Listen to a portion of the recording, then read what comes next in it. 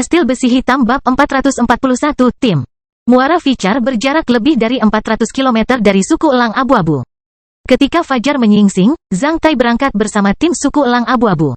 Setelah menempuh perjalanan selama 6-7 jam, akhirnya mereka sampai di Muara Ficar sekitar pukul 14. Muara Ficar berada di barat laut suku Elang Abu-Abu sedangkan Danau Serigala Salju berada di timur laut suku Elang Abu-Abu.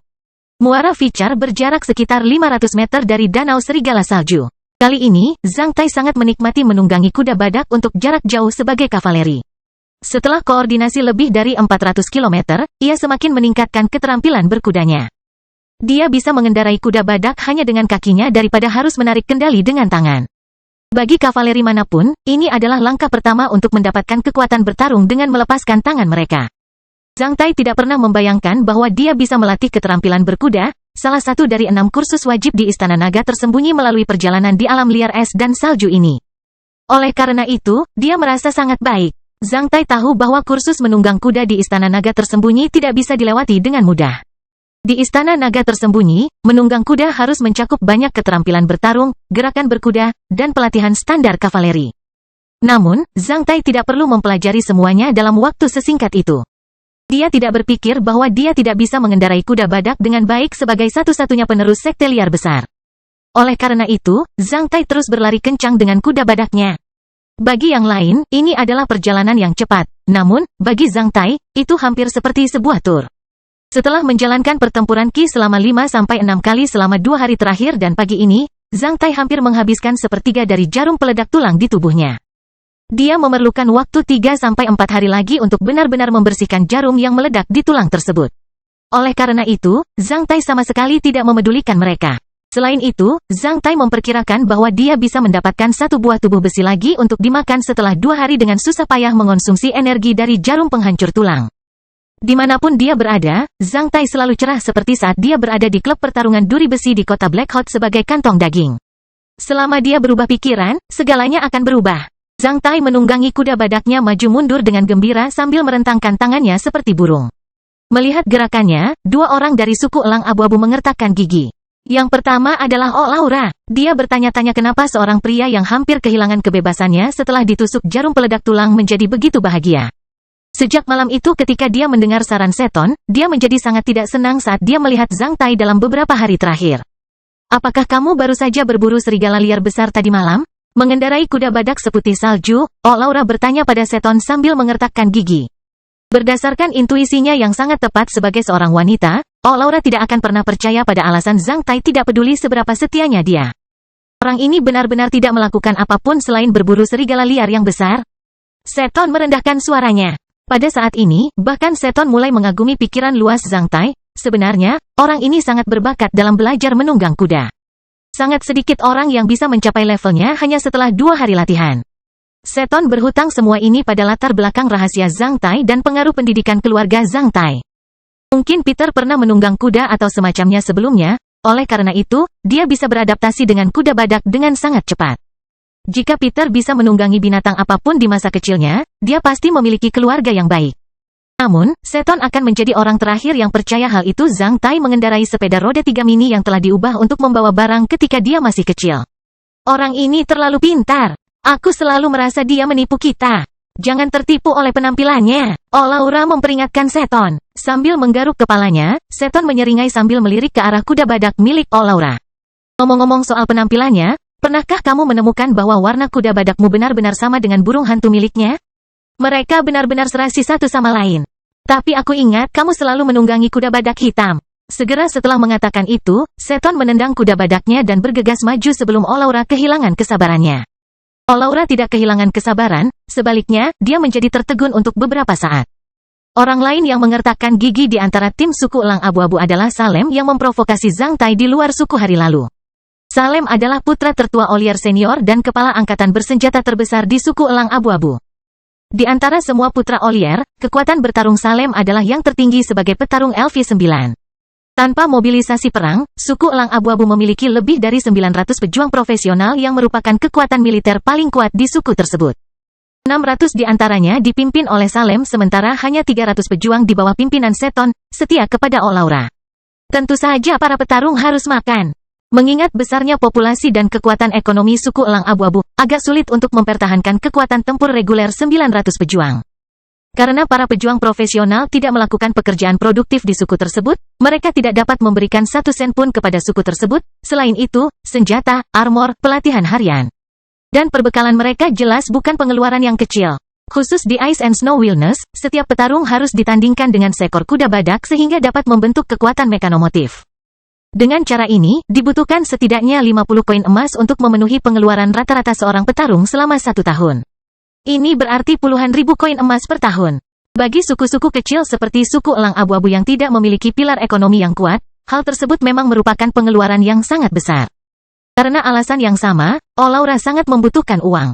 Dengan uang, dia bisa melatih petarung yang kuat. Dengan lebih banyak pejuang, dia bisa mengambil alih kekuasaan suku tanpa harus menimbulkan perang berdarah. Dalam suatu suku, jumlah pejuang mewakili jumlah keluarga. Semakin banyak pejuang yang Anda miliki, semakin banyak keluarga yang akan mendukung Anda dan semakin besar pengaruh Anda dalam suku tersebut. Kali ini, Olaura mengambil 400 petarung, 200 diantaranya miliknya, 200 diantaranya milik Salem. Olaura adalah ketua tim ini sementara Salem adalah wakil ketua. Alasan Senior Olier mendukung Olaura membawa begitu banyak orang keluar dari suku elang abu-abu untuk berkumpul di Muara Vichar adalah karena dia menginginkan setengah dari pencapaiannya. Kastil Besi Hitam Bab 442, Putri Duyung. Permintaan Senior Olier memang sedikit berlebihan, karena semua orang tahu kalau tim Olaura jauh lebih kuat dari para petarung yang dipimpin putranya karena keberadaan Olaura dan Seton. Meski demikian, Olaura tetap menyetujui permintaan tersebut. Hal ini membuat Zhang Tai sedikit bingung. Menurut penjelasan Seton, Olaura melakukan hal tersebut agar suku elang abu-abu tidak dicibir karena kurang memiliki kekuatan kohesif. Setelah mengetahui hal itu, Zhang Tai terdiam. Dalam perjalanan, Zhang Tai bertemu dengan banyak perintis, yang sedang menuju Muara Vichar dalam kelompok yang terdiri dari 3 atau 4 orang. Para pionir ini berasal dari Siata. Di antara mereka, beberapa pionir mengemudikan alat lalu lintas yang ditarik rusa, ada pula yang langsung berjalan kaki. Ketika mereka melihat kavaleri, hampir semua pionir menjadi sedikit tegang. Bahkan banyak dari mereka yang langsung kabur ke arah lain jika bertemu dengan kavaleri suku elang abu-abu. Di alam liar, jika ketua tim kavaleri brutal, dia mungkin akan membunuh semua pionir. Tak seorang pun ingin membalas dendam kepada para pionir malang ini. Oleh karena itu, para pionir yang lemah ini agak takut melihat banyaknya kavaleri. Saat menyaksikan Zhang Tai berlari kencang dengan kuda badaknya, banyak orang yang tidak menyukainya. Namun, tidak ada yang bersuara. Selama mereka ingin menimbulkan masalah, mereka akan mengingat bagaimana Koka dan anak buahnya meninggal hari itu. Muara Vichar berada di kawasan dataran terbuka. Beberapa sungai bertemu di sini dan akhirnya mengalir ke celah gletser besar. Ketika mereka berada bermil-mil jauhnya dari Muara Vichar, Zhang Tai sudah mendengar ledakan besar seperti guntur dari jauh. Mendengarnya, semua orang mempercepat sambil berteriak. Kavaleri dalam tim yang mengibarkan panji suku elang abu-abu menjadi lebih bersemangat. Mereka mengibarkan tinggi-tinggi spanduk besar dan bergegas maju. Muara Vichar di depan Zhang Tai begitu ramai hingga benar-benar di luar dugaannya. Zhang Tai melihat ke depan dan melihat kam-kam yang terus-menerus dan spanduk-spanduk berbeda yang berkibar di udara di atas pusat setiap kam. Kam-kam tersebut dapat diidentifikasi dengan jelas. Itu terlihat seperti mengatur senjata dan berperang. Berdasarkan jumlah kam, puluhan ribu pejuang berkumpul di sini. Di bagian tengah kam-kam tersebut, Zhang Tai melihat totem beruang dari sebuah kam yang menempati area terluas. Spanduk itu luar biasa. Saat melihat spanduk itu, Zhang Tai mengetahui bahwa beberapa suku besar telah menghadiri pertemuan ini. Suku beruang liar, Seton mengerutkan keningnya dan menjadi takjub ketika dia melihat spanduk di area tengah. Apakah suku itu spesial? Zhang Tai bertanya pada Seton karena penasaran. Semua anggota suku ini gila. Mereka bisa melakukan apapun yang mereka mau. Sebaiknya kamu tidak membuat mereka marah. Seton memperingatkan Zhang Tai. Rupakan kehormatan besar bagimu jika kamu bisa menjadi teman mereka. Namun, jika mereka memperlakukanmu sebagai musuh mereka, lebih baik kamu berdoa agar mendapatkan kematian yang memalukan. Jika orang-orang gila itu ingin membunuhmu, mereka bisa mengejarmu selama beberapa dekade tanpa henti. 3 dekade yang lalu, pembangkit tenaga listrik yang datang dari benua bergejolak dengan suku beruang liar. Oleh karena itu, suku beruang liar mengirim orang untuk mengejarnya selama lebih dari 2 dekade, meskipun orang itu melarikan diri dari es dan salju keliaran. Selama lebih dari 2 dekade, suku beruang liar kehilangan lebih dari 2.000 orang. Namun, akhirnya, mereka membawa kembali kepala lelaki itu. Diceritakan bahwa lelaki itu tidak dibunuh oleh suku beruang liar, namun dibuat gila oleh suku beruang liar tanpa henti dan akhirnya bunuh diri. Zhang Tai membuka mulutnya lebar-lebar. FCK. Kenapa mereka mengirim begitu banyak pejuang untuk mengejar musuh selama beberapa dekade dengan mengorbankan ribuan orang? Orang-orang ini benar-benar keras kepala. Orang gila sudah menakutkan. Namun, suku yang penuh dengan orang gila seperti suku beruang liar lebih menakutkan. Zhang Tai mengingat kata-kata Seton secara mendalam. Sementara itu, dia memperingatkannya untuk tidak terlibat dengan orang gila seperti mereka. Ketika suku elang abu-abu tiba di sana, mereka ditempatkan di tepi sungai selebar 20 meter di mana mereka mulai membakar untuk memasak biji-bijian. Semua orang hanya mengambil 2 buah kering. Oleh karena itu, mereka tidak perlu khawatir tentang makanan saat ini. Sebagai anggota suku elang abu-abu, Zhang Tai juga mulai membangun tenda pribadinya. Menurut adat istiadat Zhang Tai, dia membangun tendanya di dekat tepi sungai sehingga bila diperlukan dia bisa meluncur ke sungai. Sungai itu sangat bersih. Meskipun Zhang Tai belum mencoba kedalamannya, dia tidak bisa melihat dasarnya secara langsung. Tapi, tidak apa-apa baginya untuk melarikan diri pada saat kritis. Saat suku elang abu-abu menetap, seseorang mengunjungi kamp mereka untuk mengundang Olaura berdiskusi tentang sesuatu di tenda komandan suku beruang liar. Tanpa berkata apa-apa, Olaura langsung berangkat ke sana bersama Seton dan Salem. Karena itu tidak ada hubungannya dengan Zhang Tai, dia senang bisa bebas. Itu adalah periode terpanas di sore hari. Matahari menggantung di atas kepala sementara sungai berkilauan. Banyak pejuang dari berbagai kamp sedang mandi dan membersihkan kuda badak mereka di sungai. Setelah membangun tenda pribadinya, Zhang Tai menemukan sebuah pemikiran. Dia kemudian melepas pakaiannya kecuali celana pendeknya dan berjalan keluar dari tendanya. Tanpa menghangatkan tubuhnya, ia langsung terjun ke sungai. Ketika dia memasuki sungai, Zhang Tai berenang dengan kepala di atas air sebentar, berpura-pura sedang mandi. Namun, ketika dia berada tidak jauh dari area perkemahan suku elang abu-abu dan menemukan bahwa tidak ada yang peduli dengan pergerakannya, Zhang Tai menyeringai sambil membenamkan kepalanya ke dalam air. Dia mulai menyelam menuju jangkauan atas. Pada awalnya, dia akan mengontrol kecepatan menyelamnya di bawah air. Namun, setelah berenang beberapa menit ketika dia perlahan-lahan menjauh dari kamp, Zhang Tai mempercepat lajunya. Mengingat Seton mengatakan bahwa daerah ini adalah daerah yang banyak diserang oleh serigala liar besar, Zhang Tai hanya ingin mencoba peruntungannya dan menjelajahi jalan ke sana. Sungai ini lebih dalam dari 10 meter, ia terbang perlahan sementara bagian bawahnya ditutupi batu dan sedikit tanaman air. Karena bagian hilir sungai ini merupakan pertemuan 3 sungai dan sebuah air terjun, maka Zhang Tai hanya bisa menyelam ke arah hulu. Walaupun jarum-jarum penghancur tulang itu menahan ki pertempurannya, namun jarum-jarum itu tidak membatasi energi spiritualnya.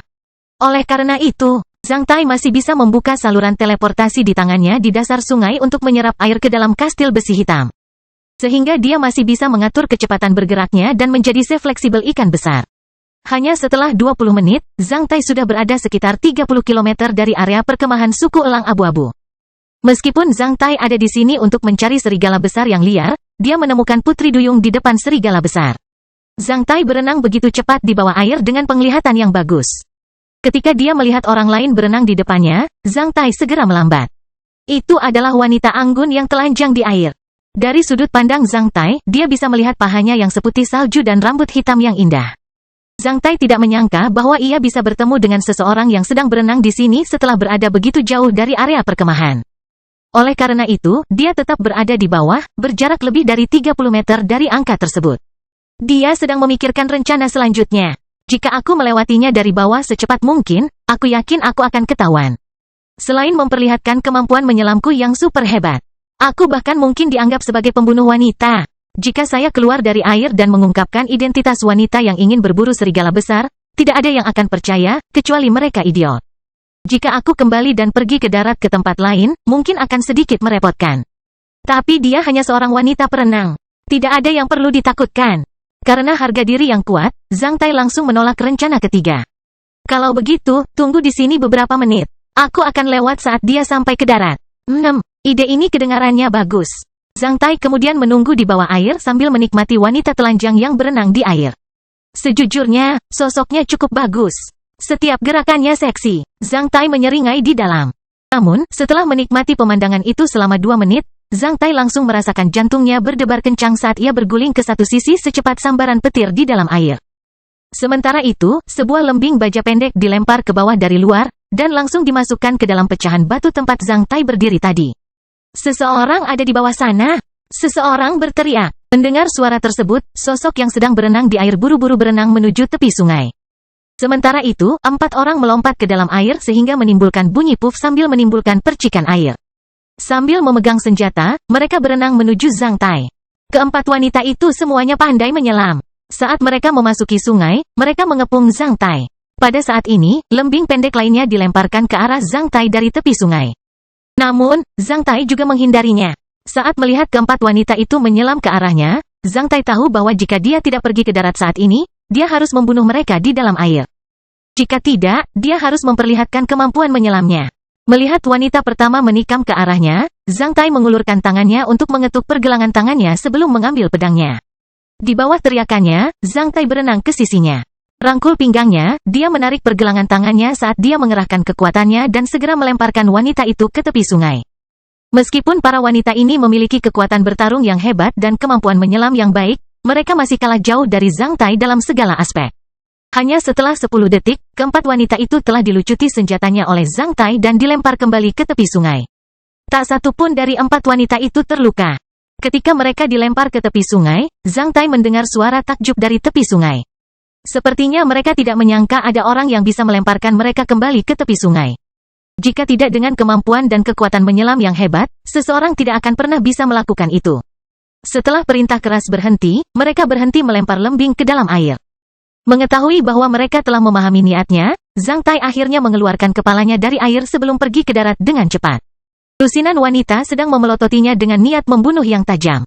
Mereka semua mengeluarkan pedang dari sarungnya sambil mengangkat alis. Beberapa dari mereka memegang lembing dan busur panah. Mengingat penampilan Zhang Tai, dia hanyalah seorang remaja berusia 17-18 tahun. Tanpa senjata, dia terlihat tampan dengan rambut basahnya tergerai alami. Banyak wanita terkejut dengan apa yang mereka lihat. Akibatnya, banyak di antara mereka yang menurunkan senjatanya. Di mata kebanyakan gadis, pria muda tampan itu tidak terlalu buruk. Hampir semua wanita lebih tua dari Zhang Tai.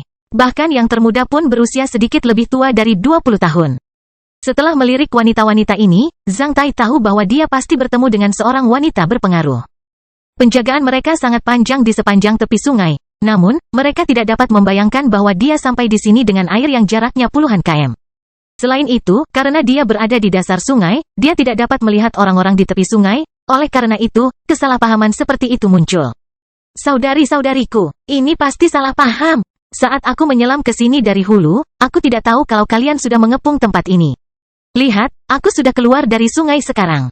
Tolong, jangan tunjuk senjatamu ke arahku lagi, jika tidak, orang lain akan mengira aku melakukan sesuatu yang buruk di sini. Mungkin karena senyum tulus Zhang Tai, banyak wanita saling bertukar pandang sebelum menurunkan senjata mereka ke arah Zhang Tai. Apakah kamu tidak melakukan hal buruk? Seorang wanita jangkung dengan kaki panjang berjalan ke arahnya dari belakang kerumunan, tetesan air membasahi rambutnya. Namun, dia sudah mengenakan armor kulit ungu yang indah. Saat melihat rambut hitam dan kakinya yang panjang, Zhang Tai akhirnya tahu siapa dia.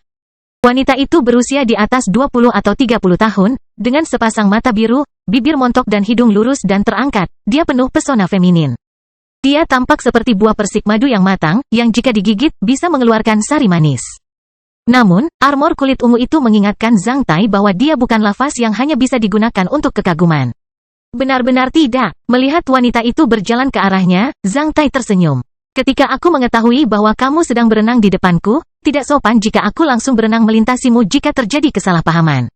Aku takut untuk berenang kembali, oleh karena itu, aku hanya diam saja di sana dan berencana untuk berenang ke seberang sana setelah kamu pergi ke darat. Aku tidak pernah membayangkan kamu bisa menemukanku. Apa yang Anda lihat? Dengan wajah serius, wanita itu menatap Zhang Tai dengan mata indahnya. Ada saat di mana Zhang Tai ingin mengatakan bahwa dia tidak melihat apapun, namun, dia dengan paksa menelannya kembali. Zhang Tai memanggil kembali Letnan 1 Freo. Jika Freo bertemu dengan wanita ini, dia pasti mulai merayunya. Freo menegaskan bahwa pria sejati harus berterus terang dan tidak gentar. Kakimu indah dan putih, mengalir di atas air yang berkilauan. Rambut hitammu seperti bunga teratai hitam. Bunga teratai hitam. Wanita itu dengan hati-hati mencicipi kata-kata Zhang Tai sebelum mengungkapkan senyuman. Jika kamu bilang kamu tidak melihat apa-apa, itu menunjukkan bahwa kamu munafik. Segera setelah kamu mengatakan itu, aku akan membuat mereka membunuhmu. Jika tubuh telanjangku ketahuan oleh orang seperti itu, aku akan merasa menjijikkan seperti memakan lalat. Tapi sekarang, aku berubah pikiran. Jawabanmu sangat memuaskanku. Meskipun tubuh telanjangku terlihat olehmu, aku tidak akan merasa buruk. Wanita memang memperlihatkan tubuh mereka dan memandang laki-laki. Kalau tidak, mereka tidak akan begitu menghargai diri mereka sendiri. Benar kan? Zhang Tai tidak menyangka kalau wanita ini berpikiran terbuka. Kau benar. Ada sebuah pepatah lama di benua timur, seorang wanita akan membela dirinya demi pria yang dicintainya, sementara seorang pejuang akan mengorbankan dirinya demi wanita yang mengenalnya. Terbaik. Sebenarnya pepatah lama yang asli adalah seorang wanita akan menebus dirinya demi pria yang dicintainya sementara seorang pejuang akan mengorbankan dirinya demi orang yang paling mengenalnya. Tentu saja yang paling mengenal petarung itu pastilah bukan seorang wanita. Dalam kebanyakan kasus, itu adalah laki-laki. Namun, pada saat kritis ini, Zhang Tai mengubahnya menjadi wanita. Benar-benar di luar imajinasi Zhang Tai bahwa setelah mendengar penjelasannya, tidak hanya wanita berbaju kulit ungu itu, bahkan mata wanita lainnya pun berbinar. Banyak dari mereka yang benar-benar kehilangan kendali senjatanya. Anak muda, bolehkah aku mengetahui namamu? Wanita itu berjalan menuju Zhang Tai dengan suara lembut. Sementara itu, dia melambaikan tangannya ke arah punggungnya, meminta semua wanita untuk meletakkan senjatanya. Aku Peter, bagaimana denganmu? Apakah kamu ingin tahu namaku? Tentu saja, aku Sabrina. Para wanita itu berjalan ke arahnya sambil mengayunkan tubuh langsingnya seperti nyala api ungu yang panas. Apakah kamu datang ke sini dari area perkemahan di jangkauan bawah? Yup, aku dari suku Elang Abu-Abu. Kebetulan sekali, aku juga dari sana. Dibandingkan dengan tempat yang penuh dengan laki-laki bau itu, tempat ini agak tenang. Namun, aku bertemu denganmu. Wanita itu menatap Zhang Tai dengan mata indahnya dengan penuh minat, membuat jantung Zhang Tai berdebar-debar. Aku ingin menyelam lebih lama lagi, bolehkah aku pergi sekarang? Silakan, tidak ada yang akan menyusahkanmu. Wanita itu tersenyum. Oke, sampai jumpa lagi. Zhang Tai tertawa terbahak-bahak sambil melambaikan tangannya ke arah mereka. Setelah itu, dia berbalik dan terjun ke sungai sekali lagi. Dia tahu bahwa orang-orang di tepi sungai sedang mengawasinya, oleh karena itu, dia terjun ke depan dengan kecepatan yang dapat diterima oleh orang-orang itu. Nona muda, seorang wanita muncul di hadapan Sabrina. Jangan khawatir, aku tahu dia tidak berbohong dari matanya. Selain itu, aku tidak merasakan permusuhannya. Ayo kita kembali. Sungguh menyenangkan mengobrol dengan pria tampan yang segar dan tulus. Mereka lalu pergi. Zhang Tai tidak tahu bahwa ketika para wanita itu pergi, berita bahwa kepalanya bernilai 5.000 koin emas telah disebarkan di pusat pertemuan suku oleh seseorang. Setelah mendengar berita ini, mata banyak orang mulai memancarkan lampu hijau serakah. Kastil besi hitam bab 443 dikelilingi. Ketika Zhang Tai kembali ke perkemahan suku Elang Abu-Abu, dia melihat api unggun. Di bawah tatapan menakjubkan para pejuang suku Elang Abu-Abu, Zhang Tai perlahan-lahan pergi ke darat dengan seekor ikan gemuk dan lincah sepanjang lengannya. Itu ditembus oleh rumput air melalui insangnya. Setelah menggantungkan ikan gemuk itu ke rak di sisi tendanya, Zhang Tai perlahan berjalan di tendanya sendiri. Setelah mengenakan pakaian dan kaus kaki, dia melihat seton masuk. Oh, Laura mengira kamu telah melarikan diri. Kalau mau lari, aku harus pakai baju, padahal aku napi yang mau kabur penjara. Kok bisa kabur dengan puntung telanjang? Zhang Tai menjawab sambil tersenyum. Berhati-hatilah hari ini. Mengapa? Zhang Tai sedang bersiap membawa ikan gemuk itu ke tepi sungai dan membersihkannya untuk dimasak sebagai makan malamnya. Setelah mendengar kata-kata seton, dia langsung memperlambat gerakannya. Berita bahwa kepalamu bernilai 5.000 koin emas telah tersebar di area ini. Siapa yang melakukannya? Salem. Zhang Tai langsung menjadi marah. Salem, aku dan Oh Laura sedang berkomunikasi dengan direktur suku lain di kamp utama suku beruang liar. Ketika aku pergi dari sana, aku menemukan seseorang sedang membicarakanmu. Salem bilang dia tidak tahu tentang ini. Meskipun Oh Laura menjadi marah, dia tidak dapat menemukan bukti apapun. Zhang Tai mencibir, sungguh pria yang cerdas. Ia membuktikan bahwa ia tidak ada di sana saat ini. Namun ia hanya perlu memerintahkan para pejuangnya untuk melakukan hal itu. Mengingat ia memiliki setengah dari pejuang suku Elang Abu-Abu, tentu saja Oh Laura tidak akan menghukum begitu banyak orang sekaligus. Oleh karena itu, orang itu tidak takut akan hal itu. Apa yang harus aku lakukan sekarang? Tunggu sampai orang lain memenggal kepalaku? Zhang Tai bertanya pada seton. Menurut aturan di alam liar es dan salju, kamu sekarang adalah tawanan dan milik pribadi Oh Laura.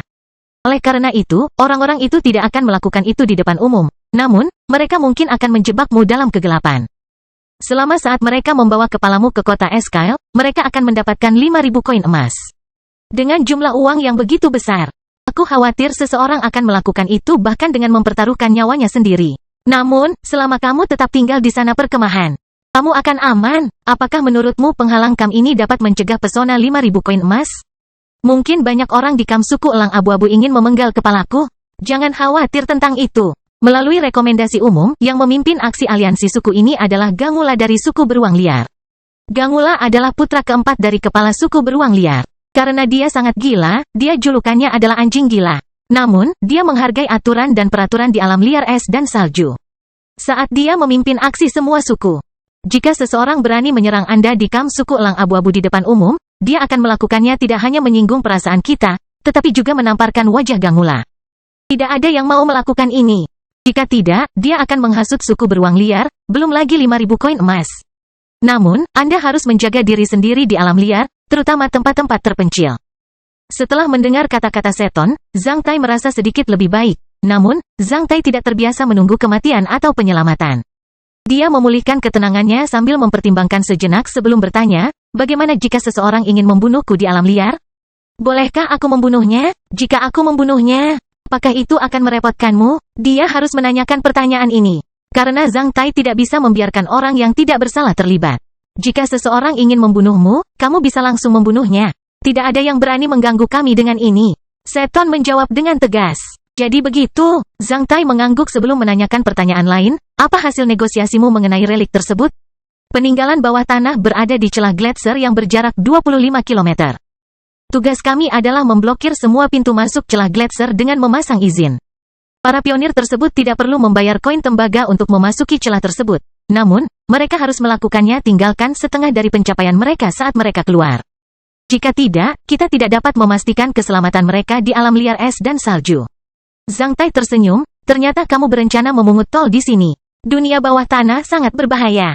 Meskipun puluhan ribu pejuang berkumpul di sini, ketika mereka masuk ke dalam, mereka semua mungkin mati dalam sekejap. Oleh karena itu, kita dapat berkumpul di pintu masuk untuk mendapatkan keuntungan. Meskipun banyak perintis pergi ke sana, mereka bisa tidak mengalahkan kami. Selain itu, masuk akal bagi kami untuk berbagi setengah dari pencapaian mereka di hutan belantara es dan salju. Bahkan di negara-negara kontinental tersebut, mereka masih perlu membayar pajak untuk penambangan. Seton menjelaskan. Zhang Tai mengangguk, itu benar. Kami di sini hari ini untuk memastikan cara kerjasama. Tapi kami masih berbeda pendapat dalam berbagi prestasi. Saya khawatir suatu hari nanti kita harus berdebat. Baiklah, jaga dirimu. Melihat Seton pergi, Zhang Tai berdiri diam dan berpikir sejenak. Setelah itu, dia membersihkan ikan gemuk di tepi sungai itu. Setelah makan malam, Zhang Tai kembali ke tendanya dan mulai memoles titik lonjakan ke-18 di tulang punggungnya menggunakan energi spiritualnya. Zhang Tai telah berada di hutan belantara es dan salju selama sekitar 1 bulan. Dalam periode itu Zhang Tai secara berturut-turut menyalakan titik lonjakan ke-16 dan ke-17 dengan mengorbankan 3 buah yang tidak bocor. Pada saat ini, titik lonjakan ke-18 Zhang Tai telah berubah menjadi oranye terang. Selain itu, ada buah terbaru yang tidak bocor di pohon kecil. Zhang Tai berpikir bahwa dia tidak jauh dari menjadi petarung LV8 setelah menyalakan 21 titik lonjakan. Apapun bahayanya, selama saya memiliki kekuatan, saya akan menghadapinya. Pada hari kedua, setelah melakukan senam pagi di tendanya, Zhang Tai mandi di sungai. Dia kemudian keluar dari tenda Olaura. Sebagai nominal kepala suku elang abu-abu tentu saja tenda Olaura jauh lebih besar dibandingkan tenda lainnya. Bolehkah aku bicara dengan Olaura? Ada sesuatu yang ingin kukatakan padanya? Zhang Tai bertanya pada salah satu dari 2 pelayan wanita yang berdiri di luar tenda Olaura. Pelayan itu meliriknya sebelum memasuki tenda. Sekitar setengah menit kemudian, pelayan wanita itu keluar dari tenda untuk memanggil Zhang Tai. Ketika Zhang Tai masuk, dia melihat punggung Olaura. Sepertinya Olaura baru saja memakai topengnya. Ho, kukira kamu menyimpan maskermu meski di tempat tidur. Akan sangat mengerikan jika seorang wanita tidak mencuci mukanya. Zhang Tai bercanda. Olaura berbalik dan menatap Zhang Tai. Ada apa? Erem, bisakah kamu membersihkan jarum peledak tulang untukku? Senior Merkel harus memberimu penawarnya. Zhang Tai tersenyum lebar. Tidak mungkin, aku tidak punya penawarnya. Mendengar permintaan Zhang Tai, Olaura langsung menolaknya. Begitu banyak orang yang ingin membunuhku di luar. Jika aku tidak menjalankan ki pertempuranku, kekuatan bertarungku akan menurun tajam. Mungkin aku akan terbunuh saat aku meninggalkan tendamu.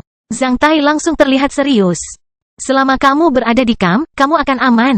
Olaura melirik Zhang Tai dengan tatapan buruk. Entah kenapa, selama dia melihat tatapan Zhang Tai yang berlebihan, dia akan merasa tidak nyaman. Tetapi saya harus menjaga keseimbangan antar spesies di alam. Ada begitu banyak serigala besar di sini. Mereka telah menghancurkan stabilitas biosfer. Zhang Tai mengangkat kepalanya ke arah langit sambil menghela nafas. Apakah kamu pikir aku masih kecil? Kenapa aku percaya pada omong kosongmu? Oh, Laura mencibir. Bisakah kamu memberiku cincin kesadaran kalau aku bisa merasakan bahwa aku diikuti oleh seseorang? Zhang Tai sangat menginginkan cincin ini kembali karena ini adalah hadiah dari Olina. Itu spesial baginya. Jika dia terpaksa meninggalkan suku elang abu-abu, dia harus mengambil cincin kesadaran dan kristal jiwa yang diberikan oleh tuannya Zhao Yuan. Bahkan jika dia tidak bisa mendapatkan kembali cincin jari mata elang dan ikan mas gandanya. Pedang. Zhang Tai meminta barang ini kepada Oh Laura sebagai alasan atas apa yang terjadi padanya kemarin. Setelah mempertimbangkan kata-kata Zhang Tai selama 2 detik, Oh Laura langsung melepas cincin kesadaran dari jarinya dan melemparkannya ke Zhang Tai. Zhang Tai menangkapnya dan menaruhnya di jarinya. Segera, dia merasakan perasaan aneh. Dia tidak pernah membayangkan bahwa dia bisa menanyakan hal ini kembali dengan metode seperti itu. Tentu saja, ini bukan karena aku menawan, tapi karena Oh Laura mengira dia bisa mengendalikanku. Dan batu keberuntunganku, kristal merah tua yang biasa itu. Bisakah kamu mengembalikannya padaku juga? Saat Zhang Tai menyebutkannya, Oh Laura mengingatnya. Memang ada kristal sekecil itu. Ketika dia mencari item ini dari Zhang Tai, dia dan Senior Merkel tidak menemukan sesuatu yang istimewa dengannya. Oleh karena itu, dia menyimpannya begitu saja. Sekarang Zhang Tai menginginkannya, dia langsung menemukannya dan melemparkannya ke Zhang Tai. Setelah mendapatkan kembali cincin jari dan kristal jiwa, Zhang Tai menghela nafas panjang. Tampaknya memiliki kemampuan penginderaan yang lebih besar setelah mengenakan cincin kesadaran, Zhang Tai langsung mengendus sedikit bau berdarah. Sebagai perbandingan, aliran udara di dalam tenda sedikit lebih lambat dibandingkan di luar. Oleh karena itu, bau tertentu tidak dapat menyebar dalam waktu singkat. Kamu terluka? Zhang Tai memperhatikan Oh Laura dengan tatapan penasaran. Tidak, aneh. Kok ada bau darah di tenda? Zhang Tai mengangkat hidungnya dan dengan paksa mengendusnya. Tubuh Oh Laura langsung menjadi kaku. Apakah kamu benar-benar terluka? Bolehkah saya memeriksanya? Saya telah belajar cara menangani luka. Umumnya, jika luka tidak mengeluarkan darah, itu akan menjadi mulai tersedia. Oh Laura meraung ke arah Zhang Tai yang benar-benar membuatnya takut. Zhang Tai langsung melarikan diri dari tendanya dengan cara yang memalukan. Ketika dia berada di luar tenda, dia menemukan banyak orang sedang berbalik dan menatapnya. Raungan Oh Laura sungguh menakutkan hingga banyak orang di luar tenda yang mendengarnya. Melihat penampilan luar biasa orang-orang itu, Zhang Tai menyentuh hidungnya dengan sikap malu. Apa yang telah terjadi? Seton berlari ke arahnya. Apakah Oh Laura terluka kemarin? Zhang Tai bertanya pada Seton. Tidak, tapi saat Zhang Tai ingin mengatakannya, dia diam. Dia menemukan alasannya. FCK, mungkin wanita ini berada dalam kondisi tak tertandingi yang ditandai dengan mengalirkan darah dengan aman. Pantas saja dia kehilangan kesabaran. Berantakan sekali. Zhang Tai menepuk kepalanya dengan keras. Tanpa penjelasan apapun, dia segera meninggalkan perkemahan suku elang abu-abu di bawah tatapan Seton yang ragu. Ketika dia pergi, Zhang Tai melihat Salem dan para pejuangnya. Salem mencibir padanya. Bodoh, Zhang Tai meliriknya. Di bawah perubahan wajah Salem, Zhang Tai pergi. Salem ingin menyusul Zhang Tai. Namun, saat melihat punggung Zhang Tai, maka ia berdiri tegak dan bersumpah dengan garang, akan kulihat berapa hari lagi kau bisa bertahan hidup. Ketika Zhang Tai meninggalkan kamp, dia langsung berlari menuju alam liar. Baru setelah meninggalkan kamp kurang dari 1000 meter, dia merasa diikuti oleh seseorang melalui cincin kesadarannya. Mengangkat sudut mulutnya, Zhang Tai mencibir. Karena dia ada di sini untuk berburu serigala liar yang besar, jika ada seseorang di belakang, dia tidak keberatan memenggal kepalanya. Zhang Tai berlari dengan kecepatan sedang. Ia terutama memilih jalur terpencil yang jauh dari pusat berkumpulnya suku. Jika seseorang mengetahui perbuatan Zhang Tai, mereka pasti tahu bahwa Zhang Tai sedang memasang jebakan. Sayangnya, bagi mereka yang terobsesi dengan keuntungan, saat melihat perbuatan Zhang Tai, mereka pasti terlalu senang dan menganggapnya seperti kue di langit. 2 jam kemudian, Zhang Tai sudah berada sekitar 40 km dari kamp. Saat melihat retakan kecil yang panjangnya 1000 meter, kedalamannya lebih dari 20 meter, dan lebarnya puluhan meter di depannya, Zhang Tai segera masuk ke dalam dari salah satu ujungnya. Hanya setelah 10 menit, dia sudah sampai di tempat yang relatif terbuka. Zhang Tai berhenti. Setelah melihat sekeliling, dia menunjukkan cibiran di sudut mulutnya. Kamu sudah mengikutiku begitu lama, keluar. Saat Zhang Tai menyelesaikan kata-katanya, dia dikelilingi oleh lebih dari 10 orang.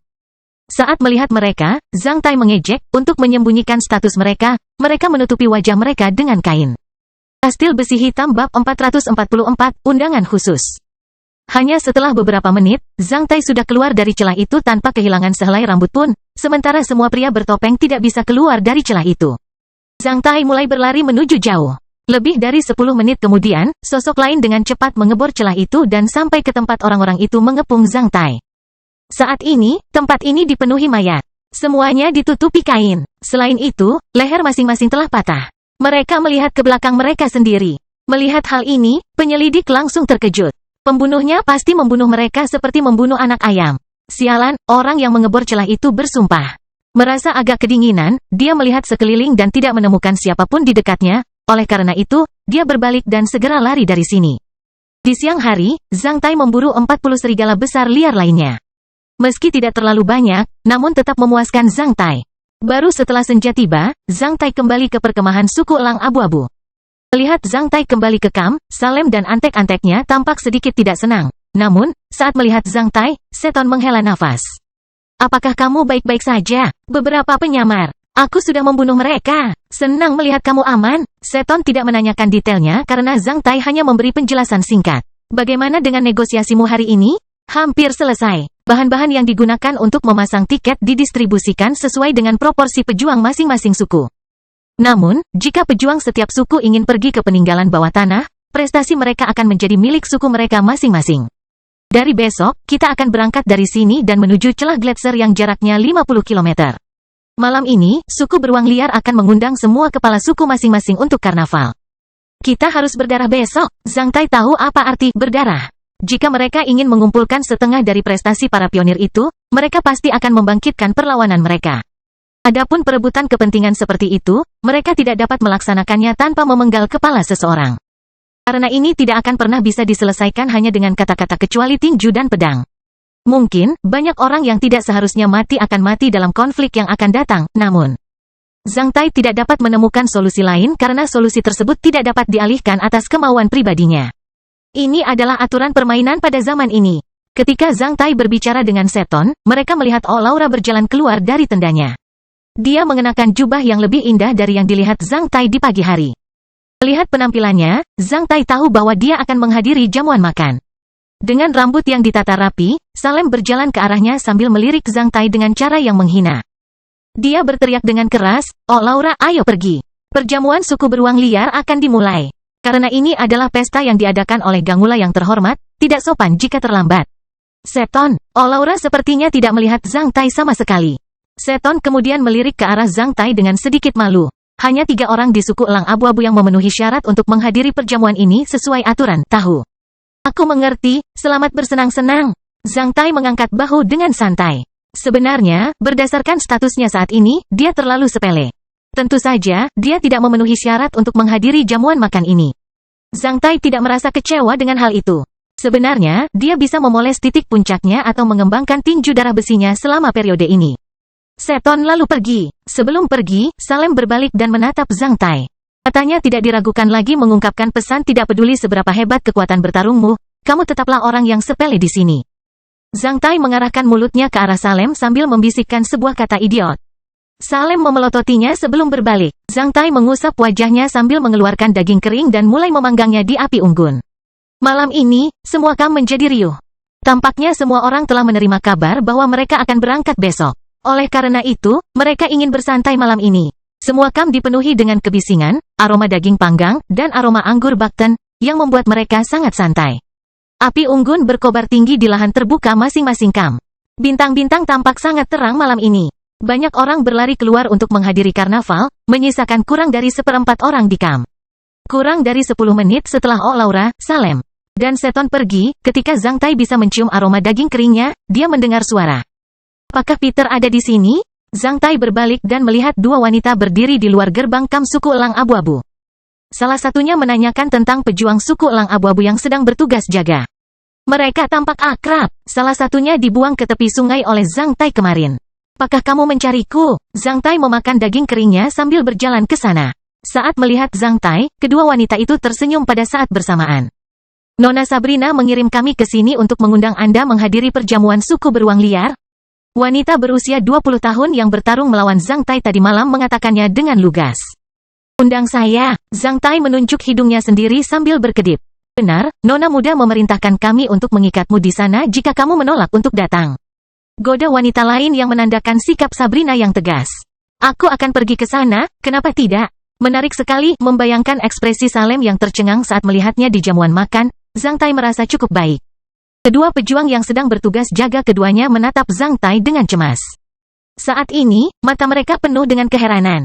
Mereka bertanya-tanya bagaimana Zhang Tai bisa terlibat dengan wanita terkenal itu karena dia baru berada di sini selama 2 hari dan mengapa dia diundang oleh wanita itu untuk menghadiri jamuan makan yang diadakan oleh suku beruang liar malam ini. Saat menyadari tatapan tercengang kedua petarung tersebut, Zhang Tai melemparkan daging keringnya kepada mereka. Ayo, saudara-saudara. Aku mengundang kalian untuk makan malam. Setelah menangkap daging kering Zhang Tai, para pejuang melihat Zhang Tai dan kedua wanita itu berangkat menuju perkemahan suku beruang liar.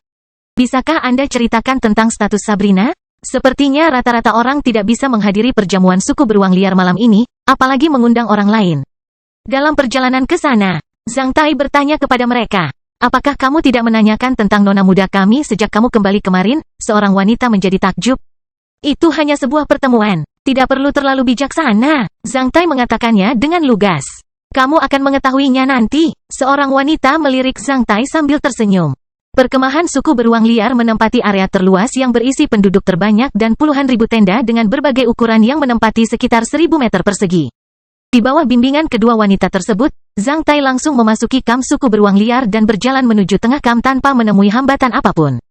Dalam perjalanan ke sini, Zhang Tai menemukan bahwa suasana di suku beruang liar sangat santai malam ini. Api unggun menyala di mana-mana. Namun, Zhang Tai masih menemui patroli lebih dari 10 kali di kamp. Dia hampir bisa menghadapi satu patroli di setiap jarak puluhan meter.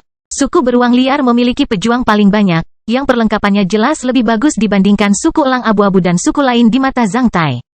Para pejuang patroli hanya mengenakan pelindung kulit, tetapi juga pelindung logam setengah tubuh. Bahkan rata-rata petarung suku beruang liar dicocokkan dengan pedang pendek berseragam. Sebaliknya, perlengkapan suku lain langsung menjadi kerdil.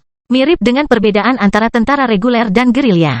Selain itu, meskipun suku beruang liar ditempatkan di sini untuk sementara, semua fasilitas dan penghalangnya dipasang dengan hati-hati, memperlihatkan rasa terlarang di seluruh bagiannya.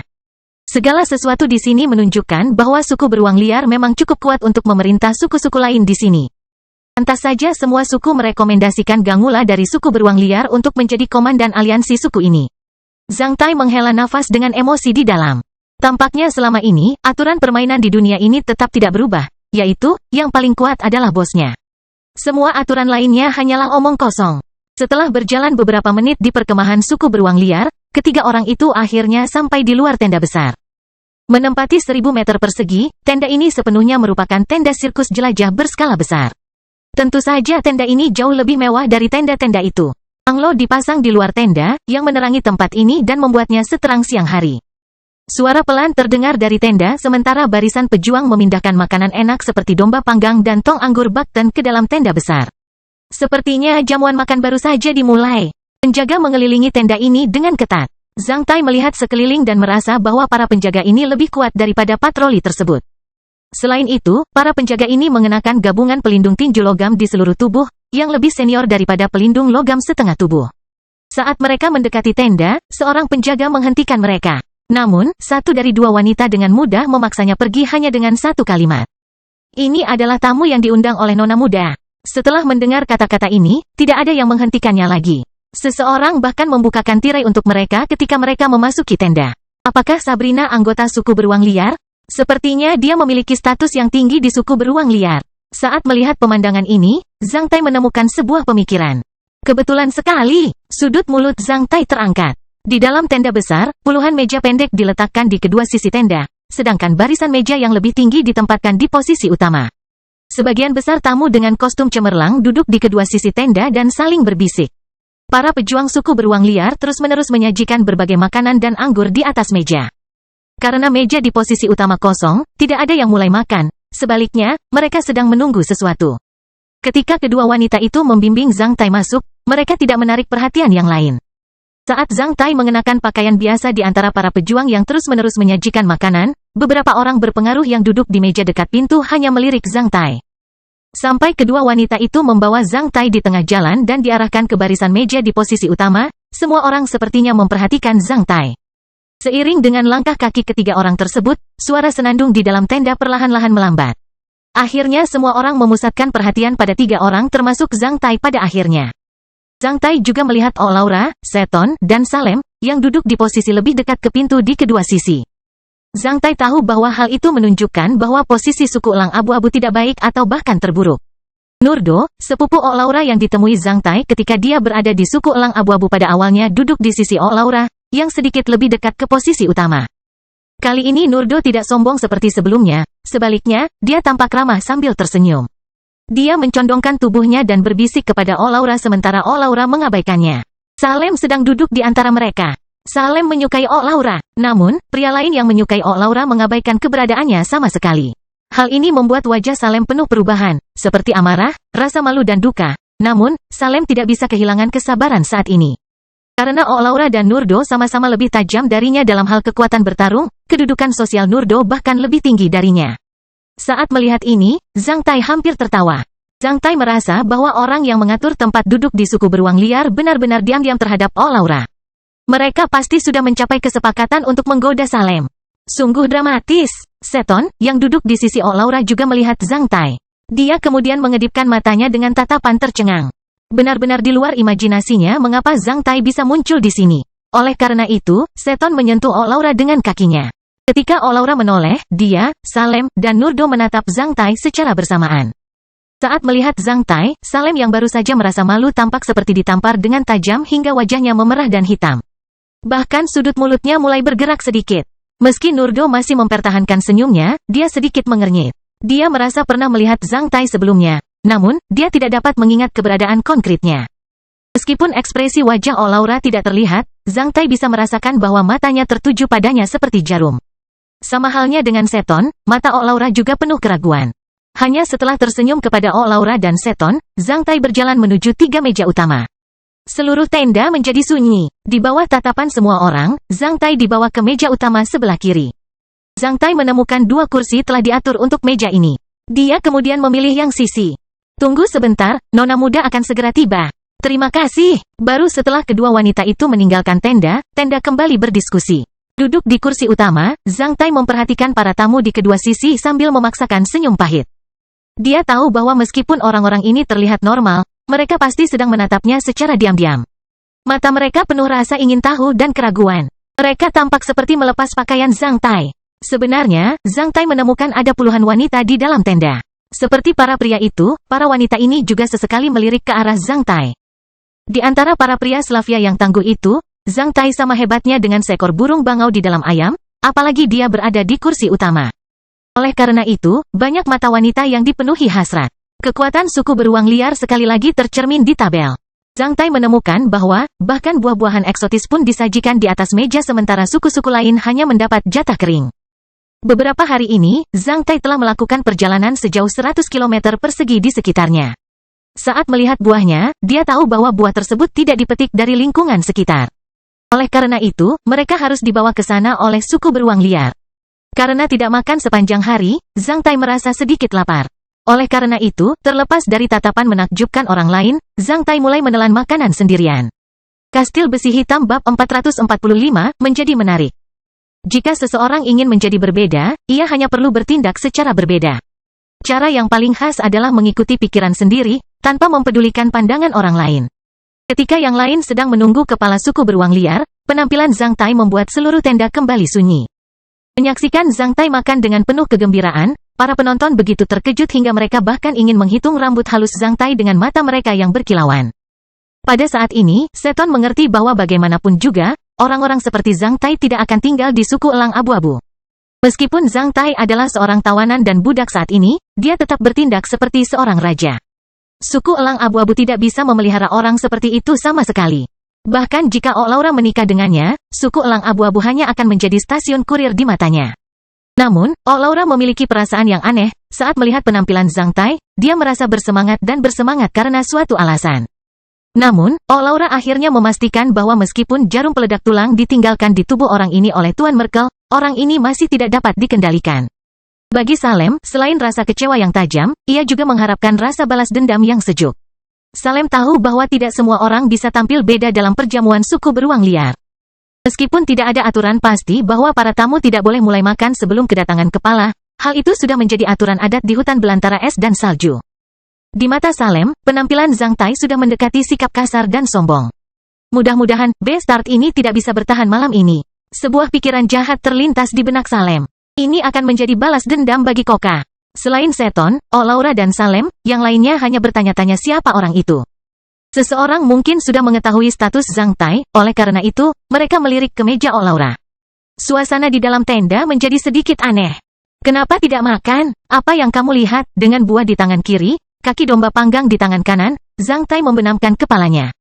Setelah mendapati tenda kembali hening, Zhang Tai mengangkat kepalanya dan menyapa yang lain untuk makan sambil menyeka minyak dari mulutnya. Lusinan orang itu kemudian saling bertukar pandang. Tak satu pun dari mereka menggerakkan tangan mereka. Zhang Tai menyeringai sambil terus makan sambil memukul bibirnya. Dalam keheningan yang aneh, serangkaian langkah kaki terdengar dari tirai di belakang meja utama. Inilah Tuan Muda Gangula, dengan seruan yang panjang dan keras, semua orang di tenda berdiri untuk menghormati, termasuk Zhang Tai. Di hutan belantara es dan salju, semua penguasa suku yang dimahkotai dengan kata beruang memenuhi syarat sebagai adipati sesuai dengan peraturan pembagian kelas Slavia. Tentu saja, kelas Duke hanya bisa diterima di hutan belantara es dan salju sebagai simbol kekuatan. Sebenarnya, Duke bukanlah seorang bangsawan manusia universal di zaman ini.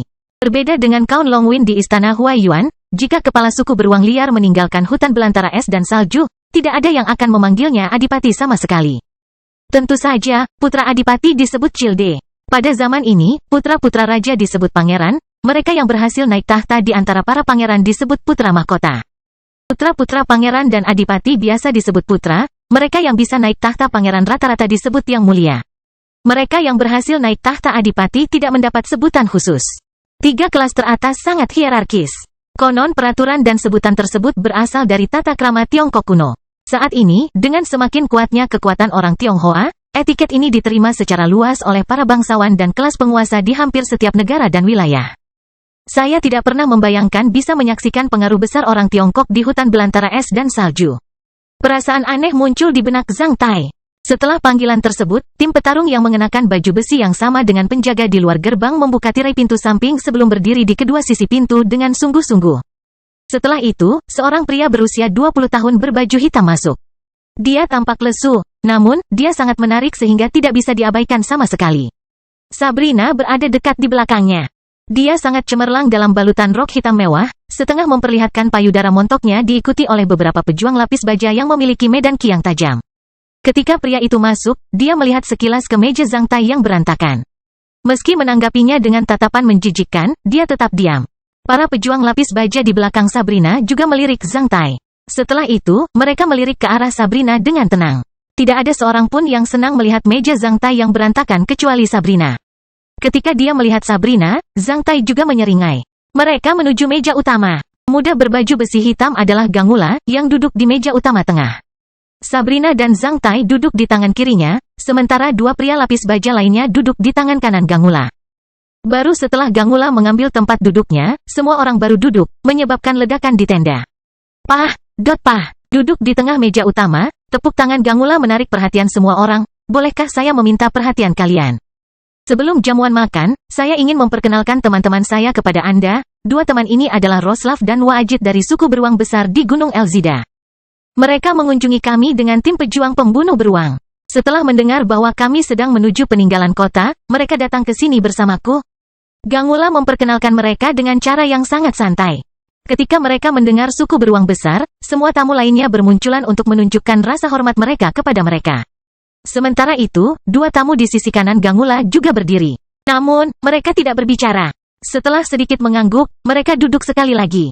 Zhang Tai memperhatikan bahwa banyak orang tampak bersemangat ketika mendengar bahwa orang-orang dari suku beruang besar akan menghadiri aksi ini. Banyak orang bahkan duduk tegak. Tampaknya merupakan suatu kehormatan besar bagi mereka untuk bekerja sama dengan suku beruang besar. Setelah sekian lama berada di hutan belantara es dan salju, Zhang Tai telah mengetahui sesuatu tentang suku beruang besar. Pertama, suku beruang besar adalah suku paling kuat di hutan belantara es dan salju yang menjaga Gunung Suci Slava. Itu memiliki pengaruh besar di hutan belantara es dan salju. Kedua, suku ini berkerabat dekat dengan suku lain di hutan belantara es dan salju. Terdengar ratusan tahun lalu, suku beruang besar merupakan satu-satunya suku yang bermigrasi ke hutan belantara es dan salju. Setelah berkembang biak secara terus-menerus, karena berbagai sebab, suku beruang besar tersebut akhirnya terpecah menjadi berbagai suku, kecil atau besar, yang hidup berdampingan di hutan belantara es dan salju. Setelah karakter utama memasuki tenda, semua orang mulai bersenang-senang. Kucing yang pecinta kuliner, Sabrina bergumam dengan ramah ketika dia menyadari bahwa Zhang Tai telah memakan sepertiga dari makanannya. Kucing pecinta makanan, Zhang Tai memaksakan senyum pahit. Karena aku belum makan apapun sepanjang hari, saat melihat begitu banyak makanan di depanku, aku tidak bisa menahan diri untuk tidak makan. Kudengar kucing pecinta kuliner selalu suka makan ikan, terutama putri duyung. Zhang Tai bercanda dengan Sabrina. Jika ada putri duyung di depanmu, beranikah kamu memakannya? Sabrina menunjukkan bagian putih matanya kepada Zhang Tai dengan cara yang mesra. Saya tidak berani, pengecut. Sabrina mendengus sambil berpura-pura marah. Banyak sekali harimau yang menatapmu dengan iri. Tentu saja, aku tidak berani makan. Zhang Tai mengoceh. Jujur saja, meski baru bertemu 2 kali, mereka merasa sudah saling kenal sejak lama. Zhang Tai bertanya-tanya dalam hati. Apakah ada efek samping jika melihat seorang wanita cantik mandi secara kebetulan? Sabrina melirik orang-orang yang menatap mereka dengan tatapan tamak sambil tersenyum. Lena bilang kamu tidak tahu siapa aku sampai sekarang? Sudahlah, Zhang Tai mengangkat bahunya, apapun yang terjadi, aku sudah siap dianiaya oleh mereka setelah makan malam. Mendengar kata-kata Zhang Tai, Sabrina langsung terkekeh sambil gemetar, membuatnya semakin menarik. Tawa kecil Sabrina terlalu istimewa sehingga semua orang memusatkan perhatian padanya. Saat melihat penampilan mesra mereka, mata banyak orang dipenuhi kekaguman, kecemburuan dan kebencian. Gangula adalah adik laki-lakiku. Kami memiliki ayah yang sama. Sabrina mendekatkan mulutnya ke telinga Zhang Tai. Mendengar ini, Zhang Tai hampir menyemburkan anggur bakten dari mulutnya, kakak perempuan Gangula. FCK, pantas saja puluhan orang menjaganya bahkan ketika dia mandi di sungai. Hampir semua orang mengenalku di hutan belantara es dan salju. Aku khawatir banyak orang yang menganggapmu sebagai tamu tiraiku yang lain. Kalimat ini mengandung banyak informasi. Zhang Tai butuh beberapa detik untuk menyadarinya. Meski status Sabrina mengejutkan, namun yang membuatnya semakin terkejut adalah istilahnya. Tamu tirai yang lain, Zhang Tai menekankan istilah itu. Ya, di mata sebagian orang, reputasiku buruk. Konon, mereka yang pernah tidur denganku bisa mengantri dari sini sampai ke kota SKL. Sabrina menjelaskan dengan tenang. Sepertinya dia sedang membicarakan wanita lain selain dirinya untuk hal yang memalukan. Apakah kamu keberatan duduk dekat denganku? Zhang Tai memandang Sabrina dari kepala hingga kakinya sebentar sebelum melambaikan kepalanya. Apakah kamu merasa kasihan padaku setelah mendengar ini? Apakah kamu percaya pada telingamu? Sabrina mengangkat wajahnya yang cantik sambil bertanya pada Zhang Tai dengan nada yang sedikit agresif. Atau kamu akan pergi sekarang? Zhang Tai langsung mendekatkan kepalanya ke telinga Sabrina sementara bibirnya hampir menyentuh daun telinga Sabrina. Dia bergumam, aku kasihan pada orang-orang itu. Mereka bukan hanya idiot, tapi juga buta. Berdasarkan situasimu saat ini, kamu bahkan semurni seorang biarawati yang tumbuh di biara sejak muda. Benar kan? Jika kamu ingin aku menjadi tamu tirai pertamamu, aku tidak akan tahan memamerkannya. Pada awalnya, Sabrina menunjukkan penampilan yang sedikit memukau, akhirnya, dia berbalik dan menatap Zhang Tai dengan mata memerah dan terbuka lebar. Bagaimana Anda tahu bahwa? Sabrina bertanya dengan suara pelan. Aku hanya punya sepasang mata tajam yang pandai menemukan keindahan. Dasar bajingan, jangan beritahu orang lain tentang ini. Sabrina berkata dengan tegas yang terdengar seperti sebuah ancaman. Manfaat apa yang bisa saya peroleh? Zhang Tai bertanya tanpa malu-malu, kamu harus membayar untuk rahasiamu? Apa yang kamu inginkan? Saat kamu mengundangku ke pesta malam ini, aku akan memberitahumu nanti. Jangan berlebihan. Jangan khawatir, aku bukan pecinta kuliner. Aku yakin permintaanku tidak akan mengubah rahasiamu menjadi masa lalu. Setelah terdiam selama 2 detik, Sabrina akhirnya memahami kata-kata Zhang Tai. Oleh karena itu, dia dengan keras mencubit paha Zhang Tai di bawah meja, hampir membuat Zhang Tai bangkit. Karena mereka tidak ingin pembicaraan mereka didengar oleh orang lain, mereka sangat dekat satu sama lain. Di mata tamu lainnya, mereka sangat akrab satu sama lain. Melihat hal ini, Oh Laura memutar pisau dan garpunya sementara mata banyak pria terbakar. Cilde Gangula, kita harus mempunyai program untuk memeriahkan perjamuan ini. Aku diberitahu bahwa ada seorang pembunuh yang dicari dengan hadiah 5.000 koin emas di kota SKL. Kudengar dia telah membunuh 2 pemburu hadiah. Anak buahku tidak menyukainya dan ingin menguji bakatnya. Semoga Cilde Gangula setuju dengan itu. Seorang pria tiba-tiba berdiri di depan meja dan berteriak. Mendengar itu, Zhang Tai tahu bahwa hal yang paling memprihatinkan akhirnya tiba. Seorang pembunuh yang dicari dengan hadiah 5.000 koin emas ada di sini. Saat dia mendengar ini, wajah Gangula berubah muram. Kastil Besi Hitam bab 446, Permainan Kematian. Saat wajah Gangula berangsur-angsur berubah suram, pria itu mengarahkan pandangannya ke Zhang Tai. Pada saat yang sama, semakin banyak orang yang menatap Zhang Tai. Bahkan banyak orang yang tidak mengetahui dengan jelas status Zhang Tai langsung memahaminya sambil menahan napas. Duduk di kursi utama, Gangula juga memahaminya saat dia berbalik dan menatap Zhang Tai dengan mata serigalanya. Mendengar bahwa seorang buronan pembunuh yang telah membunuh pemburu hadiah ada di sini. Dua pria dari suku beruang besar di kursi kanan Gangula langsung meletakkan tangan mereka di gagang pedang mereka. Sabrina hanya menatap Zhang Tai sambil tersenyum. Sepertinya dia ingin melihat bagaimana Zhang Tai akan menghadapi situasi ini. Suasana di dalam tenda berangsur-angsur menjadi sedingin es. Di bawah tatapan semua orang, Zhang Tai akhirnya berdiri dari tempat duduknya dan memandang pria yang menimbulkan masalah dengan senyum menghina. Kamu hampir setengah benar. Aku benar-benar membunuh Acebak dari Pulau Ular Iblis di kota Escail. Oleh karena itu, aku dicari oleh kota Escail. Adapun dua pemburu hadiah yang dikirim oleh kota Escail untuk membunuhku, mereka telah dibunuh di alam liar oleh orang lain sebelum mereka bertemu denganku. Oleh karena itu, kota Escail berhutang kasus ini kepadaku. Tidak peduli apa, aku tidak akan menjadi kambing hitam bagi pembunuh yang sebenarnya. Mendengar penjelasan Zhang Tai, mata Gangula berbinar dan suasana di dalam tenda menjadi sedikit santai. Harem, pria itu mencibir sambil menyilangkan tangan. Menurutmu mengapa kami percaya padamu? Saya percaya padanya, Laura berkata pada saat ini. Di bawah tatapan semua orang, Laura berdiri. Setelah menerima surat edaran buronan kota Escail, aku menemukan bahwa kedua pemburu hadiah itu memang tidak dibunuh olehnya. Orang lainlah yang membunuh mereka. Oleh karena itu, aku memilih untuk menangkapnya dan menjadikannya sebagai milik pribadiku, daripada membunuhnya. Kata-kata Laura benar-benar di luar dugaan Zhang Tai. Namun, kata-kata terakhirnya sepertinya menunjukkan sesuatu. Terutama ketika dia mengatakan bahwa Zhang Tai adalah milik pribadinya, Laura sedikit mengangkat wajahnya dan melirik ke arah Sabrina. Pada saat kritis ini, tentu saja kata-kata Laura lebih bisa dipercaya dibandingkan pembelaan lisan Zhang Tai sendiri. Semua orang di masa sekarang tahu bahwa Laura selalu mendapatkan uang sebagai pemburu hadiah. Jadi dia harus memiliki penilaian yang lebih tepat mengenai apakah Zhang Tai adalah seorang pembunuh atau bukan. Mendengar penjelasan Laura, pria itu sangat malu hingga tidak bisa mengucapkan sepatah kata pun. Hingga beberapa detik kemudian, lelaki itu mencibir, bagaimanapun, orang ini tetap dicari oleh kota Escail dengan harga buronan 5.000 koin emas. Tidak ada yang bisa mengubah fakta ini. Sekarang Laura sangat peduli padanya, aku takut pasti ada sesuatu antara kamu dan dia. Mendengar ini, Laura tidak mengatakan apapun, namun, Seton langsung menggebrak mejanya dan menyerang orang itu seperti macan tutul. Dengan niat membunuh yang penuh, dia ingin langsung menghajar orang itu hingga mati. Saat Seton bergerak, seseorang di satu sisi pria itu juga melesat ke arah Seton. Mereka mulai bertarung di udara.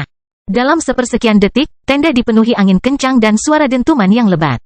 Karena begitu banyak orang berpengaruh di dalam tenda, mereka tidak menggunakan serangan ki pertempuran jarak jauh jika tenda ini hancur atau melukai orang lain. Jika tidak, mereka akan merusak perjamuan ini. Namun, bagi pembangkit tenaga listrik seperti itu, jauh lebih berbahaya bagi mereka untuk bertarung dalam jarak dekat daripada menggunakan serangan ki pertempuran jarak jauh. Itu cukup. Saat Gangula mengirimkan perintah dengan tenang, seorang penjaga di belakang Gangula mengambil lembing dan melemparkannya ke arah Seton dan lawannya. Setelah mengeluarkan bunyi melengking, lembing itu terus-menerus dimasukkan ke dalam tanah di antara keduanya, masuk ke dalam tanah sekitar 7 cm. Mendengar suaranya, Seton dan lawannya terbang mundur dan kembali ke depan meja mereka sambil saling melotot. Menyipitkan matanya, Zhang Tai memperhatikan pria yang menghina Laura dan Seton dengan mata dingin. Jika Anda ingin memeriahkan jamuan makan, bagaimana kalau memainkan permainan yang lebih merangsang? Mengatakan ini, Gangula berbalik dan melirik ke arah Sabrina. Bagaimana menurutmu, saudariku sayang? Bolehkah aku mengundang tamumu untuk memainkan permainan kematian dengan petarung grojak untuk memeriahkan perjamuan? Sabrina kemudian menatap Zhang Tai dengan tatapan ingin tahu. Bisakah kamu memberitahuku aturan tentang permainan kematian ini? Zhang Tai menarik napas dalam-dalam. Sederhana sekali. Sebagai dua pihak dalam permainan kematian, Anda mewakili diri Anda sendiri sementara grojak mewakili suku serigala berdarahnya. Sekarang suku serigala berdarah memilih Anda sebagai lawan, Anda juga dapat memilih lawan dari suku serigala berdarah untuk berduel. Aturannya duel tidak terbatas. Namun, hanya satu pihak dalam duel yang bisa bertahan pada akhirnya. Gangula menjawab dengan mata berkilauan yang berbahaya. Maksudmu lawanku adalah suku serigala berdarah yang menghadiri aksi aliansi ini?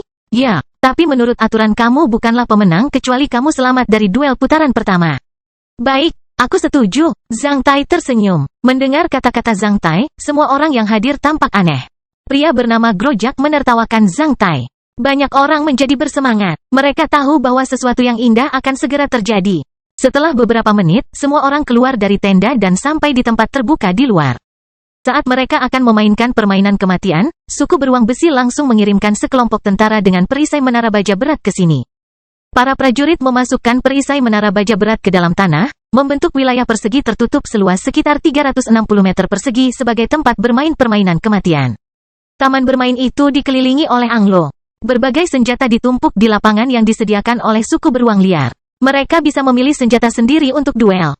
3 petarung grojak berdiri berbaris di depan Zhang Tai, yang menatap Zhang Tai dengan niat membunuh. Berdasarkan aturan, Zhang Tai boleh memilih salah satu dari mereka sebagai lawannya.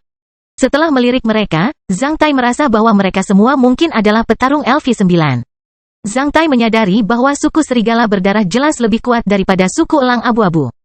Hal ini lebih lanjut dapat dilihat dari posisi tempat duduk mereka. Grojak duduk dekat dengan posisi utama sementara Olaura dan Seton duduk dekat gerbang tenda. Jika ada di antara kalian yang bisa memenggal kepala bocah ini, kalian akan mendapatkan 2000 koin emas sebagai hadiah. Grojak menghasut di luar ring. Mendengar ini, ketiga petarung itu terengah-engah. Mereka tidak sabar untuk mencabik-cabik Zhang Tai. Di bawah tatapan semua orang, Zhang Tai memperhatikan mereka sebentar sebelum melambaikan kepalanya.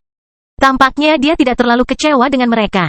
Nak, apakah kamu ingin memperpanjang waktu? Seseorang mulai tidak sabar di luar ring. Di bawah pantulan api di sekitarnya, Zhang Tai tampak agak kerdil. Hanya dari sudut pandang ketinggian, Zhang Tai lebih miskin, karena tingginya hanya 1,8 meter dan tidak terlalu kuat. Sebaliknya, ketiga petarung grojak memiliki tinggi lebih dari 2 meter. Lengan kedua pria itu bahkan lebih kuat dari kaki Zhang Tai. Berdiri bersama mereka, Zhang Tai seperti anak macan tutul di depan sekelompok serigala besar yang kuat. Melihat Zhang Tai ragu-ragu, para penonton mulai berdengung. Namun, Zhang Tai mengabaikan desas-desus mereka, sebaliknya, dia berbalik dan menatap Gangula. Berapa banyak yang bisa saya pilih sekaligus? Mendengar pertanyaan Zhang Tai, semua desas-desus menghilang seketika. Apakah orang ini ingin melawan beberapa petarung sekaligus? Semua orang mengira Zhang Tai gila.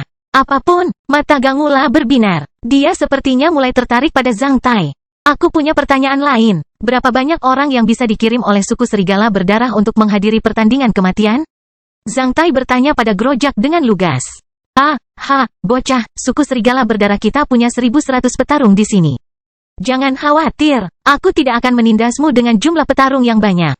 Jika kamu mampu membunuh mereka, aku akan terus kamu hidup malam ini. Teriak grojak. Setelah mendengar jawaban grojak, Zhang Tai langsung berjalan menuju Olaura di bawah tatapan semua orang. Olaura juga menyaksikan duel di luar ring. Meskipun Zhang Tai tidak bisa melihat ekspresi wajahnya yang sebenarnya, namun ia bisa melihat suasana campur aduk di matanya, termasuk sedikit kekhawatiran. Olaura tidak tahu apakah Zhang Tai bisa melewati duel ini setelah pertarungan ki-nya dibatasi. Aku akan memenggal kepala orang itu untukmu malam ini. Datang ke Olaura, Zhang Tai hanya mengucapkan satu kalimat sebelum berbalik dan meninggalkan Olaura. Setelah mendengar kata-kata Zhang Tai, mata Olaura berbinar, namun dia tidak mengucapkan sepatah kata pun. Seton membuka mulutnya dengan ekspresi tercengang sementara Salem benar-benar mengubah wajahnya. Zhang Tai kemudian berhenti 5 meter dari ketiga petarung itu, ayo maju bersama. Apa? Mendengar kata-kata Zhang Tai, semua penonton hampir kehilangan pandangan. Ketiga petarung itu saling bertukar pandang. Mereka bertanya-tanya apakah mereka salah mendengar kata-kata Zhang Tai atau tidak. Jangan buang waktuku, Zhang Tai menjadi tidak sabar. Bunuh dia. Grojak mengirimkan perintah sementara wajahnya menjadi pucat karena marah. Saat mereka mendengar perintah Grojak, satu dari 3 petarung LV9 langsung menyerang Zhang Tai. Ini menandakan permulaan resmi dari permainan kematian. Melihat dia menyerbu ke arahnya, Zhang Tai tidak menghadapinya. Sebaliknya, dia menghindar seperti sambaran petir. Ketika Zhang Tai bergerak, 2 petarung lainnya juga melancarkan serangannya. Di mata mereka, Zhang Tai hanyalah 2000 koin emas cemerlang. Siapapun yang membunuh Zhang Tai akan mendapatkan 2000 koin emas sebagai hadiah. Zhang Tai berlari dan menghindar sambil dikejar oleh para pejuang itu.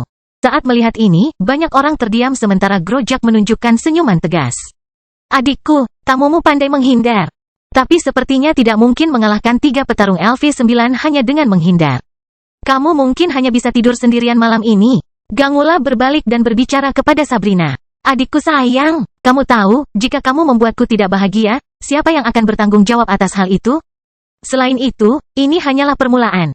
Aku merasa masih terlalu dini bagimu untuk mengambil kesimpulan. Jawab Sabrina dengan senyuman menawan. Mendengar perkataan Sabrina, Gangula sedikit menggerakkan sudut mulutnya. Bagi Zhang Tai, karena ia tidak bisa menggunakan ki pertarungan darah besinya dan tidak ingin menunjukkan sarung tangan gelapnya yang robek, tentu saja.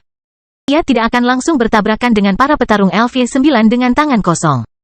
Meskipun petarung LV9 tidak bisa melepaskan ki pertempuran di udara, namun ki pertempuran mereka dapat memasuki tubuh seseorang saat mereka menyentuh kulit seseorang. Pertempuran ki mereka sangat erosif dan destruktif, yang hanya bisa dilawan dengan pertempuran ki atau menghindar. Oleh karena itu, Zhang Tai memilih untuk menghindari pertempuran ki mereka. Sebenarnya, dia sedang melarikan diri sambil berputar-putar di sekitar taman bermain, terutama ketika tiga petarung LV9 menjalankan ki pertarungannya dan meledakkan totem ki pertarungannya. Tampaknya tiga kalajengking hitam besar sedang mengejar Zhang Tai. Tentu saja, Zhang Tai tidak benar-benar melarikan diri, dia sedang mencari senjata yang tepat, yang berjarak sekitar 40 meter darinya. Itu adalah palu pertarungan logam yang cukup berlebihan. Dari kelihatannya, Zhang Tai memperkirakan beratnya setidaknya 600 kg. Di antara senjata-senjata itu, Zhang Tai melihat senjata yang paling besar dan berlebihan. Baru setelah Zhang Tai sampai di depan palu pertempuran yang menakutkan itu, salah satu dari tiga petarung LV9 menyadari bahwa target utama Zhang Tai adalah mendekat ke palu itu. Tentu saja, tidak satupun dari mereka yang percaya bahwa Zhang Tai bisa menggerakkan palu itu sama sekali. Namun, semua orang melebarkan mata mereka di detik berikutnya. Zhang Tai dengan mudah mengangkat palu perang super besar itu, yang sebagian kecil duri tajamnya terkubur di tanah, seperti memegang tongkat. Setelah itu, dia mengayunkannya terlalu cepat, sehingga tidak ada kesempatan bagi siapapun untuk menghindar. Itu langsung menghantam tinju pria yang bergegas ke depannya. Dengan suara bang, orang itu menyemburkan kabut darah seperti semangka pecah dan pecah berkeping-keping. Kastil besi hitam bab 447, Walt berdarah. Palu besar di tangan, Zhang Tai segera membalikkan keadaan. Tidak ada yang bisa membayangkan bahwa Zhang Tai meledakkan pesawat tempur LV9 hingga berkeping-keping dengan palu sekaligus. Faktanya sungguh sulit dipercaya, satu keunggulan lebih baik dari 10 keterampilan rata-rata. Ketika seseorang mengerahkan kekuatannya secara maksimal, dia akan menggunakan semua keterampilan dan gerakan yang dituduhkan. Karena kekuatan destruktif yang mengerikan dan kecepatan yang sulit dipahami membentuk sifat mematikan yang tak tertandingi, yaitu keterampilan bertarung paling efektif. Zhang Tai telah memakan 27 buah 7 kekuatan, termasuk 9 buah 7 kekuatan serigala liar, 9 buah 7 kekuatan hiena gigi besi, dan 9 buah 7 kekuatan tikus iblis. Meskipun 1 buah 7 kekuatan tidak bisa membuat Zhang Tai begitu diuntungkan, namun total 27 buah 7 kekuatan memang membuat kekuatan Zhang Tai sangat menakutkan. Coba bayangkan betapa hebatnya kekuatan total seluruh hewan, sebuah palu perang yang mengerikan di tangan. Zhang Tai tahu bahwa itu lebih berat daripada sertifikat pria yang pernah dia gunakan di kam darah besi. Namun, ketika kekuatannya meningkat, Zhang Tai merasa lebih ringan daripada sertifikat pria itu. Bahkan Olaura dan Seton tidak pernah membayangkan bahwa Zhang Tai sekuat itu karena dia tidak menunjukkannya di depan mereka sejak awal. Saat menyaksikan seorang petarung LV9 dihantam hingga berkeping-keping oleh Battle Hammer Zhang Tai, semua penonton mengeluarkan suara setelah terdiam selama 2 detik. Bagaimana bisa? Grojak meraung. Bahkan Gangula dan 2 pembangkit tenaga listrik suku beruang besar lainnya juga duduk tegak saat wajah mereka berubah bermartabat. Tentu saja, para pembangkit tenaga listrik mengerti apa maksudnya. Bahkan mereka tidak berani menghadapi langsung Battle Hammer dengan kecepatan tinggi dan kekuatan yang menakutkan itu. Apakah itu binatang iblis humanoid? Gangula bergumam dengan tatapan luar biasa, itu palu pembunuh beruang seberat 657 kg. Melihat Zhang Tai membalikkan keadaan, Sabrina langsung terlihat cerah. Pertempuran berlanjut. Melihat rekannya diledakkan oleh palu Zhang Tai, maka 2 petarung LV9 lainnya langsung bergerak mundur ke arah yang berbeda. Karena masih banyak senjata di tanah, seorang pejuang LV9 berlari menuju parang super berat sementara yang lainnya melesat ke arah beberapa lembing. Mereka diam-diam karena mereka tahu betul cara membunuh Zhang Tai dalam kasus seperti itu. Selama orang yang membawa parang super berat itu terjerat dengan Zhang Tai sebentar, maka orang tersebut bisa menembus Zhang Tai dari jauh. Mereka punya rencana bagus, sayangnya, mereka bertemu Zhang Tai. Melihat mereka bergerak mundur dengan cepat, Zhang Tai bergegas menuju yang terdekat. Meski dengan palu seberat ratusan kek, Zhang Tai masih bisa bergerak cepat. Melihat Zhang Tai masih bergerak cepat dengan palu besar itu, semua penonton menarik napas. Betapa kuatnya orang ini, kenapa dia bisa berlari secepat itu dengan palu pembunuh beruang? Itu juga di luar imajinasi 2 petarung LV9 bahwa Zhang Tai masih bisa bergerak begitu cepat dengan palu itu. Saat petarung itu mengangkat parang super beratnya dan memegang erat gagangnya, dia melihat Zhang Tai telah mencapai depannya. Bunuh, mata Zhang Tai tampak berkilauan seperti sambaran petir saat dia mengangkat tinggi palu perangnya dan memukul ke arah pria itu dengan sekuat tenaga. Orang itu langsung mengubah wajahnya. Menggunakan instingnya, dia segera mundur. Namun, dia menyadari bahwa Zhang Tai mengikutinya dari dekat seperti bayangannya. Tidak peduli bagaimana dia mengubah gerakannya, dia masih tidak bisa memperbesar jarak di antara mereka sedikitpun. Palu perang membawa angin kencang. Di saat kritis, pria itu langsung meraih gagang parang super berat itu sambil meraung dan mengayunkannya ke arah palu besar itu. Dengan suara bang yang keras, gendang telinga semua penonton terguncang dengan keras. Akibatnya, parang seberat 70-80 kg itu berputar 90 derajat dan terlempar tinggi ke udara. Selain itu, tangan pria itu mengeluarkan darah segar sementara bagian antara ibu jari dan jari telunjuknya robek seluruhnya. Dia dikirim terbang kembali ke udara sambil menyemburkan darah. Zhang Tai melanjutkan serangannya. Bang, dengan suara renyah lainnya, Zhang Tai memukul lembing yang terbang ke arahnya. Sementara itu, terdengar suara pecah akibat lemparan lembing. Dentuman sonik, namun, ia berhasil dihantam oleh Zhang Tai. Sejak malam ketika Zhang Tai menyelamatkan MS Olina di Pulau Saint Helena, dia telah memperbarui garis keturunan leluhurnya keterampilan melempar yang tepat. Meskipun Zhang Tai tidak tahu tentang nama keterampilan baru yang dibangkitkan di Istana Huaiyuan ini, dia masih bisa menggunakan bakat yang diberikan oleh garis keturunan ini pada saat kritis. Garis keturunan ini juga berhubungan dengan melempar. Garis keturunan baru yang terbangun memberi Zhang Tai naluri yang luar biasa. Dia bisa merasakan jejak pergerakan dan rute senjata itu sehingga dia bisa bersiap untuk menghindarinya. Zhang Tai bahkan bisa memaksanya mengubah arah pergerakannya dan melepaskan serangan balik dengan senjata itu. Karena dia tidak tahu nama garis keturunan leluhur yang baru bangkit, Zhang Tai menamakannya melempar refleksi. Pria di kejauhan ingin membunuh Zhang Tai dengan lembing. Dia hanya memamerkan sedikit keahliannya di hadapan seorang ahli. Jika lawannya melebihi jumlah dia dan pada saat yang sama melemparkan lembing ke arahnya, mungkin mereka bisa menjadi ancaman bagi keselamatan Zhang Tai. Namun, jika itu hanya satu lembing, meskipun itu adalah ledakan sonik, itu tetap tidak dapat mengancam Zhang Tai sama sekali. Terutama ketika Zhang Tai telah bersiap untuk itu. Saat melihat lembing itu dipukul oleh palu pembunuh beruang milik Zhang Tai, Gang Ular langsung melompat dari kursinya sementara semua penonton lainnya menarik napas. Apa aku sedang bermimpi? Bagaimana orang ini bisa menjatuhkan lembing Sonic Boom itu dengan senjata seberat itu? Setelah memukul lembing tersebut dengan kelembamannya, Zhang Tai langsung menghantamkan palu perang tersebut ke tanah. Tak lama setelah itu, dia menopang gagang Battle Hammer dengan satu tangan saat dia terbang secara horizontal di udara, menendang keras dada petarung LV9 yang telah menebasnya dengan parang. Dengan suara dingin patah tulang di dada petarung LV9 yang menebasnya dengan parang, Zhang Tai memaksanya terbang sejauh 20 meter seperti cangkang dan berguling-guling di tanah untuk beberapa saat. Ketika Zhang Tai mendarat, dia langsung mengambil palu perang dan melesat ke arah orang yang melemparkan lembing ke arahnya. Zhang Tai hanya membutuhkan waktu kurang dari 1 detik mulai dari menumbuk lembing dan membunuh petarung LV9 kedua hingga melesat menuju orang terakhir yang masih hidup. Dalam waktu sesingkat itu, petarung LV9 terakhir bahkan belum melemparkan lembing keduanya. Orang itu berjarak sekitar 40 meter dari Zhang Tai. Dia melemparkan lembing kedua ketika Zhang Tai sudah bergerak 7-8 meter ke arahnya. Bang, lembing kedua dihadang oleh palu perang milik Zhang Tai. Zhang Tai melaju ke depan sekitar 20 meter lagi dalam sepersekian detik. Bang, lembing ketiga dikirim terbang oleh palu Zhang Tai. Saat ini, lawan sudah tidak punya waktu lagi untuk melempar lembing keempat. Karena Zhang Tai sudah dekat dengannya. Ketika Zhang Tai berjarak kurang dari 10 meter darinya, dia langsung melemparkan palu perangnya ke arah lawannya. Dengan suara wuthering, Battle Hammer seberat 600 kg itu berputar dan terbang ke arah orang itu. Meski tidak secepat lembing, kekuatan dan tekanannya 10 kali lebih besar dibandingkan lembing lawan.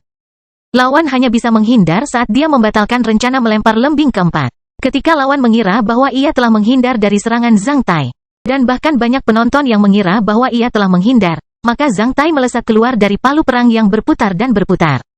Tak terbayangkan, dia menangkap gagang palu pertempuran yang berputar. Sementara itu, Zhang Tai berbelok ke kanan, dengan kaki kanannya sebagai pusat lingkaran. Ia langsung berputar 180 derajat dan menggambar setengah lingkaran anggun di udara dengan palu seperti tarian yang lincah.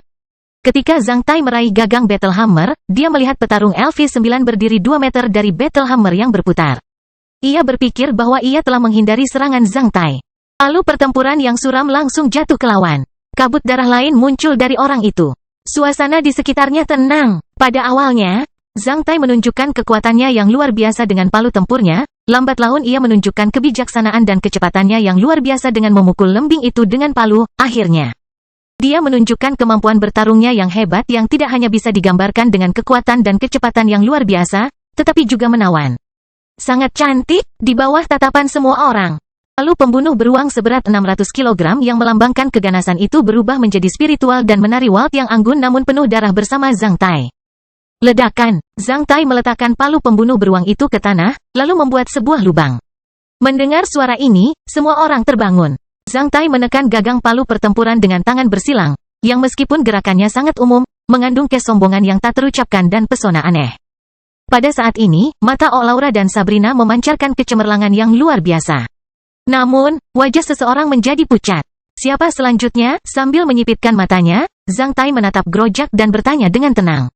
Kastil Besi Hitam bab 448, Lembing yang Mengejutkan. Semuanya sunyi senyap. Semua orang mengalihkan pandangan mereka ke arah Grojak, direktur tentara suku serigala berdarah di sini. Termasuk Gangula dan tentara suku beruang liar yang menonton penampilan Zhang Tai. Maksud Zhang Tai jelas permainan kematian ini belum berakhir. Saat ini, wajah Grojak sudah memucat. Juang LV9 tidak sekuat serigala besar di hutan belantara es dan salju. Dia hanya mengambil 3 petarung LV9 dari suku serigala darah kali ini. Ketiga petarung tersebut merupakan tulang punggung pasukannya. Setelah kehilangan 3 pembangkit tenaga listrik sekaligus, Grojak tidak bisa menjelaskannya dengan mudah kepada sukunya. Selain harus menghadapi kesalahan dan pertanyaan dari sukunya, ia juga merasa sangat kasihan kehilangan mereka karena ketiga petarung tersebut adalah anak buahnya. Sebelumnya, ia bersiap untuk meminta sumber kegilaan dari suku tersebut untuk 3 petarung LV9 dengan harga yang mahal agar ia bisa meningkatkan kekuatan bertarung mereka secara signifikan. Benar-benar di luar imajinasinya kalau 3 orang itu akan terbunuh di sini. Ini tidak ada bedanya dengan memotong lengannya, membuatnya sangat tertekan. Saat ini, Grojak masih tidak menganggap dirinya salah. Dia berpikir bahwa wajar baginya untuk menentang dan menghina orang lain.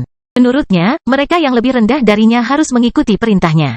Menatap Zhang Tai yang berdiri di atas ring dengan mata terbuka lebar. Dia sangat membenci Zhang Tai hingga dia bahkan ingin mengupas kulit Zhang Tai. Menurut aturan permainan, kamu sudah memenangkan pertarungan. Tidak perlu menantang suku serigala darah lagi. Suku serigala darah tidak memiliki pembangkit tenaga listrik LV9 lain di sini. Jika kamu bersikeras, kamu harus menghadapi LV10 pejuang kuat dari suku serigala darah. Gangula menatap Zhang Tai dengan mata berkilauan seolah dia menemukan sesuatu yang sangat lucu. Gangula sebenarnya mengingatkan Zhang Tai untuk berhenti. Apakah ini permainan aturan kematian? Ya, karena permainan kematian selalu diadakan antara petarung dengan level yang sama. Jika lawan tidak lagi memiliki petarung dengan level yang sama, pemenang harus menantang lawan dengan level yang lebih tinggi jika dia mau. Sebaiknya Anda mempertimbangkannya, Sabrina menjelaskan pada Zhang Tai. Karena Olaura adalah petarung kuat LV10, menurut aturan berburu para pemburu hadiah.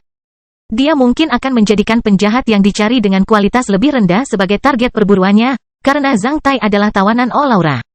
Jadi semua orang menganggap Zhang Tai adalah petarung LV9. Sabrina juga membujuk Zhang Tai untuk berhenti. Karena dalam pikiran semua orang, sangat sedikit petarung LV9 yang bisa mengalahkan petarung kuat LV10. Angka seperti itu hampir tidak dapat ditemukan di suku beruang. Beberapa petarung LV9 di suku beruang liar memang bisa membunuh pembangkit tenaga listrik LV10. Namun, semua pria seperti ini memiliki kualitas fisik kegilaan yang langka. Setelah kegilaan, mereka dapat meningkatkan kekuatan sumber kegilaan sebanyak 3 kali lipat. Tidak ada yang menyangka bahwa Zhang Tai bisa mengalahkan petarung yang kuat.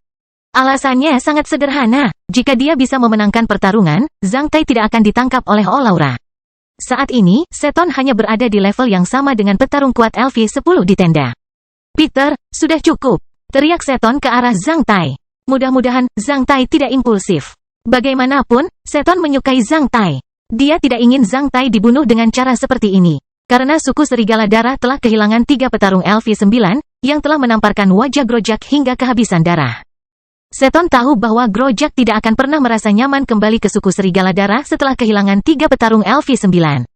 Bartel, kepala suku serigala darah tidak hanya memiliki 1 anak laki-laki.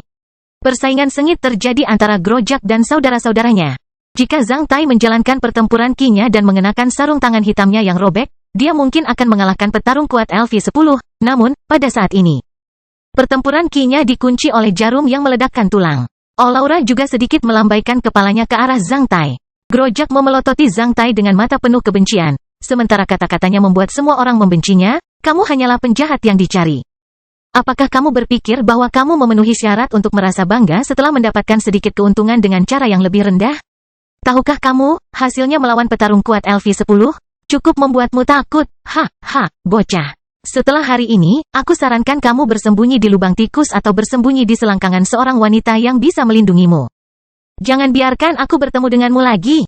Grojak menghasut Zhang Tai untuk menerima tantangan tersebut. Dengan cara ini, dia bisa mengirimkan petarung LV10 yang kuat untuk membunuh Zhang Tai. Hasil seperti itu akan lebih baik daripada kehilangan petarung LV9 tanpa melukai Zhang Tai sama sekali. Bagaimanapun, 3-1 benar-benar berbeda dari 3-0. Semua yang ada saat ini cerdas. Jika tidak, mereka tidak akan bisa memimpin tentaranya untuk menghadiri aksi ini. Semua orang langsung memahami rencana Grojak. Tidak tahu malu, Sabrina mengumpat ke arah Grojak sambil menunjuk hidungnya, lakukan sendiri. Kecuali dia bisa melewati tantangan berikut, dia tidak memenuhi syarat untuk melawanku. Sambil menyilangkan tangan, Grojak berkata keras. Sabrina sangat marah sehingga dia bahkan tidak bisa mengucapkan sepatah kata pun. Tunjukkan padaku petarung kuat LV10 milikmu, aku ingin melihat seberapa tajam petarung kuat LV10 dari suku serigala darah. Jawab Zhang Tai, yang membuat semua penonton terdiam. Menatap Zhang Tai, semua orang merasa bahwa dia gila. Banyak orang sedikit melambaikan kepala, beberapa menunjukkan tatapan menyedihkan pada Zhang Tai. Anak muda yang menyedihkan. Bagaimana kamu bisa membuat keputusan gila seperti itu? Menurut pendapat banyak orang, mereka mungkin tidak lagi menghargai pukulan palu yang indah itu.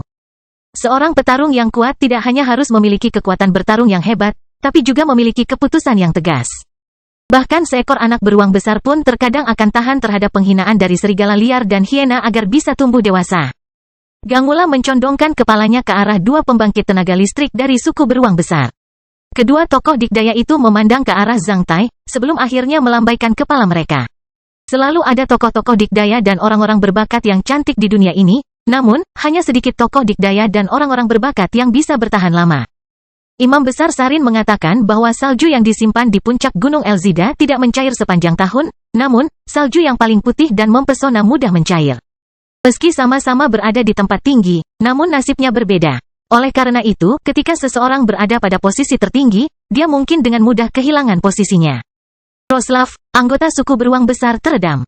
Meski dalam adegan ini, setelah mendengar Imam Besar Sarin, Gangula yang berada di posisi utama sedikit mengangguk sambil meletakkan tangannya di dada kirinya. Imam Besar Sarin memang orang paling cerdas di hutan belantara es dan salju. Sayang sekali, ya, sayang sekali. Di bawah tatapan menyedihkan dari para penonton, petarung kuat LV10 yang melawan Seton di tenda perlahan berjalan di atas ring sambil mencibir. Dia berdiri diam 40 meter dari Zhang Tai. Menurut aturan permainan, jika lawan bisa melepaskan pertempuran ki di udara, mereka harus menjaga jarak 40 meter di awal tanpa buffering apapun. Zhang Tai hanya menatap lawannya tanpa ekspresi wajah.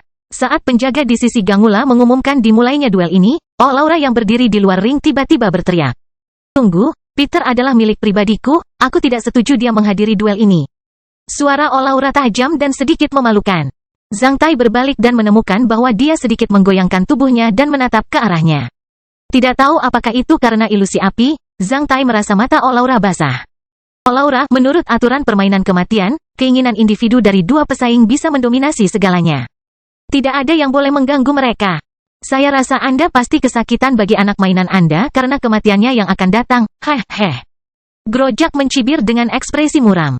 Setelah melirik Laura, dia berbalik dan menatap Gangula, karena Peter sudah setuju untuk menghadiri duel, dia bisa menyesal. Childe, tolong umumkan dimulainya duel ini. Laura, Grojak benar. Kamu tidak berhak mengganggu duel ini. Gangula menjawab setelah melirik Laura. Laura kemudian terdiam sambil terus menatap Zhang Tai.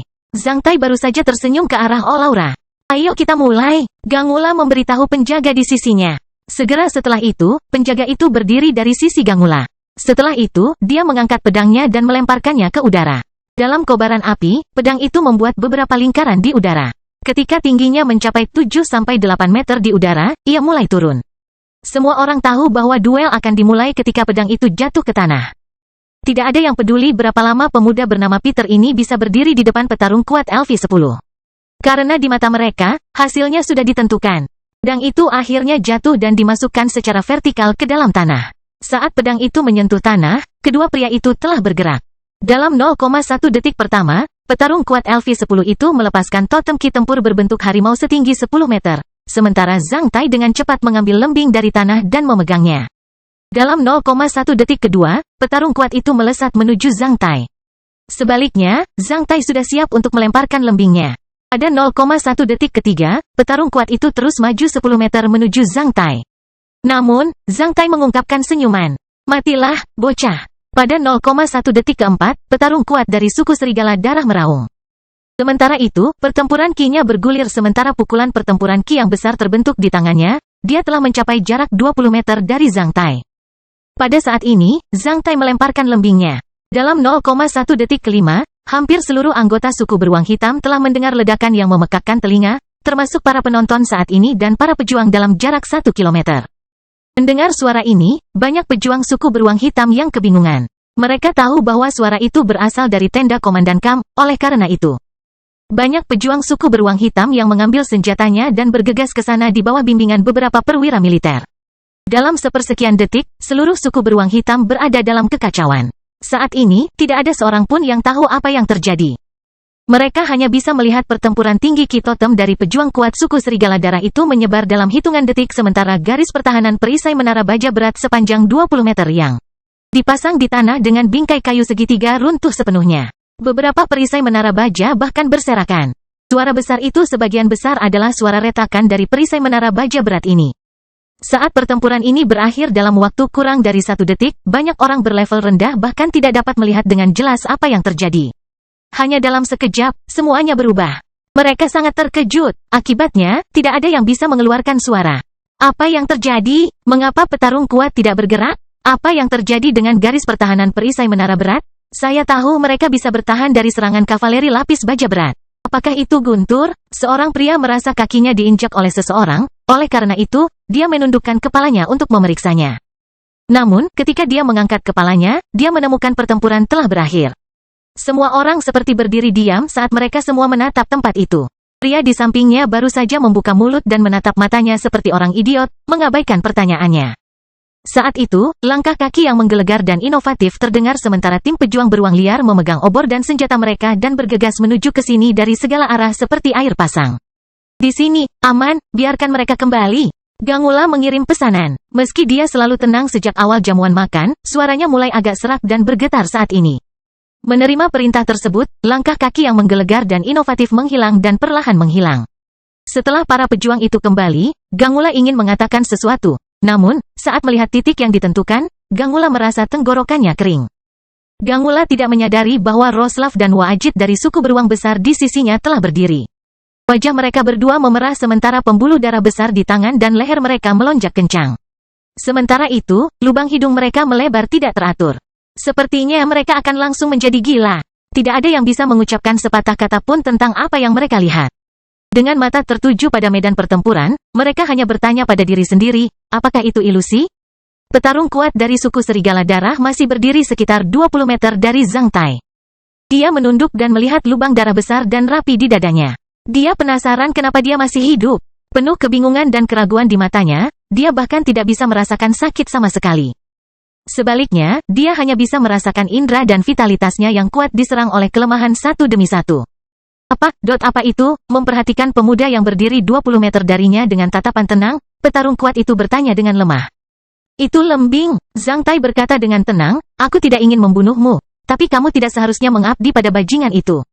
Javelin, ulang petarung kuat itu.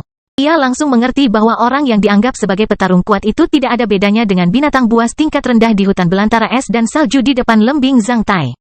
Setelah memikirkannya baik-baik, wajah petarung kuat itu berubah cerah. Sambil menatap tajam ke arah Zhang Tai, maka ia mengucapkan kalimat terakhir, aku adalah anggota suku serigala darah, Grojak, tidak bisa mewakili seluruh suku serigala darah. Saya tidak membenci suku serigala darah. Saya hanya menginginkan kepala orang itu. Mendengar jaminan Zhang Tai, petarung kuat itu mengungkapkan seulas senyuman sebelum terjatuh, menghadap ke langit. Menatap petarung kuat yang sudah mati itu, Zhang Tai menghela nafas panjang. Setelah itu, dia mengambil pedang berat dan lembing sebelum berjalan menuju Grojak. Melihat Zhang Tai mendekati Gangula dengan lembingnya, para pengawal Gangula langsung membentuk garis pertahanan di depan Gangula.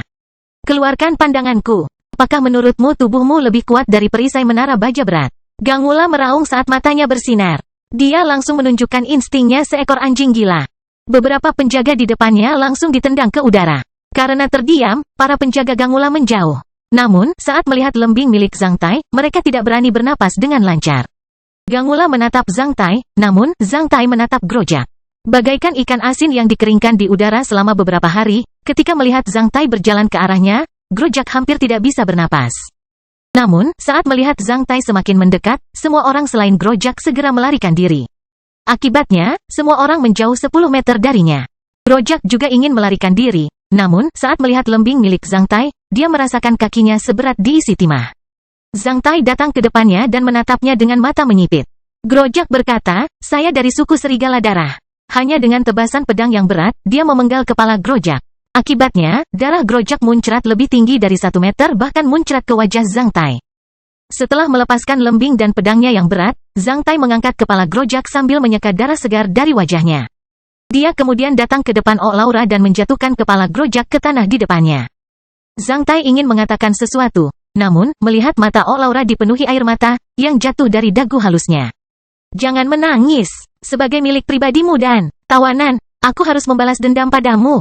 Zhang Tai tersenyum. "Anda pembohong." Zhang Tai tahu apa yang dimaksud Oh Laura.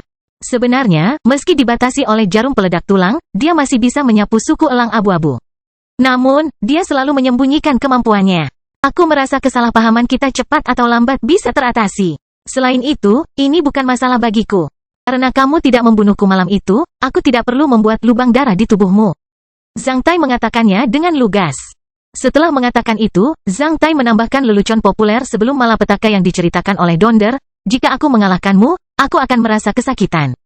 Mendengar ini, Oh Laura gemetar. Setelah melirik Zhang Tai, dia tidak mengatakan apapun, sebaliknya, dia langsung berbalik dan pergi. Karena bingung, Zhang Tai menggaruk kepalanya. Seton menyeringai sambil mengacungkan jempol ke arah Zhang Tai. Namun, ketika melihat Zhang Tai menatapnya, Salem di sisi Seton memaksakan senyum pahit. "Yah, permainan kematian berakhir, kembali ke tenda untuk makan malam."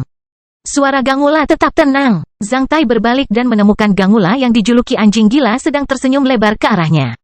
Pada saat itu, Zhang Tai bisa melihat senyuman tulus di mana-mana. Kecuali 2 orang dari suku beruang besar yang matanya membuat Zhang Tai merinding.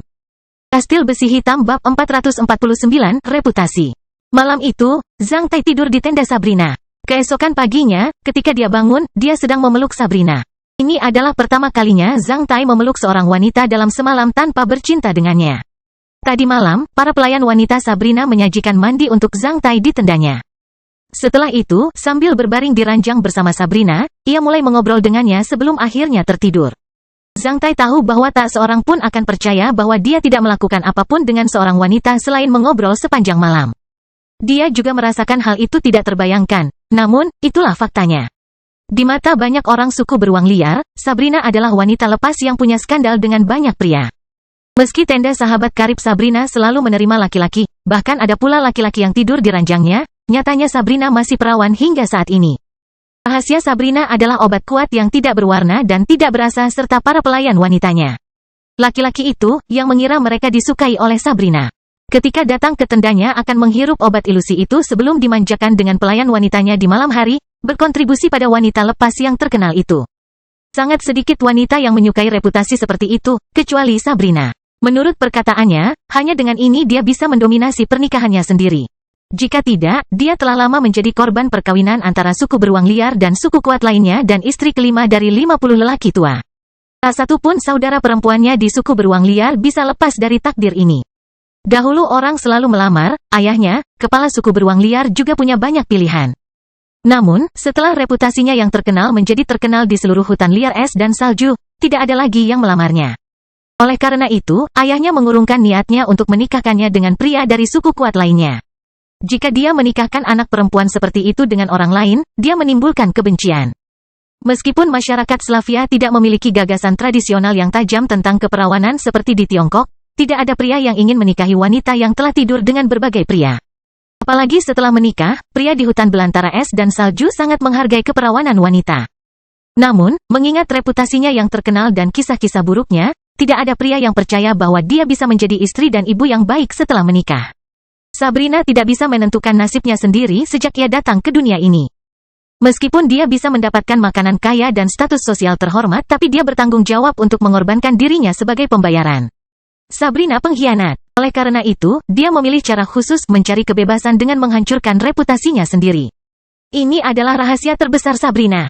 Selain kaki tangan wanitanya dan gurunya, pendeta suci dari suku beruang liar, Zhang Tai adalah satu-satunya pria yang mengetahui rahasia ini. Tentu saja, Zhang Tai juga merupakan pria pertama yang memeluknya. Zhang Tai bangun tepat waktu. Ia menemukan Sabrina masih tidur nyenyak sementara jubah malam yang longgar dan lembut dengan sempurna mencerminkan lekuk tubuh Sabrina, terutama penurunan tiba-tiba antara pantat dan pinggangnya.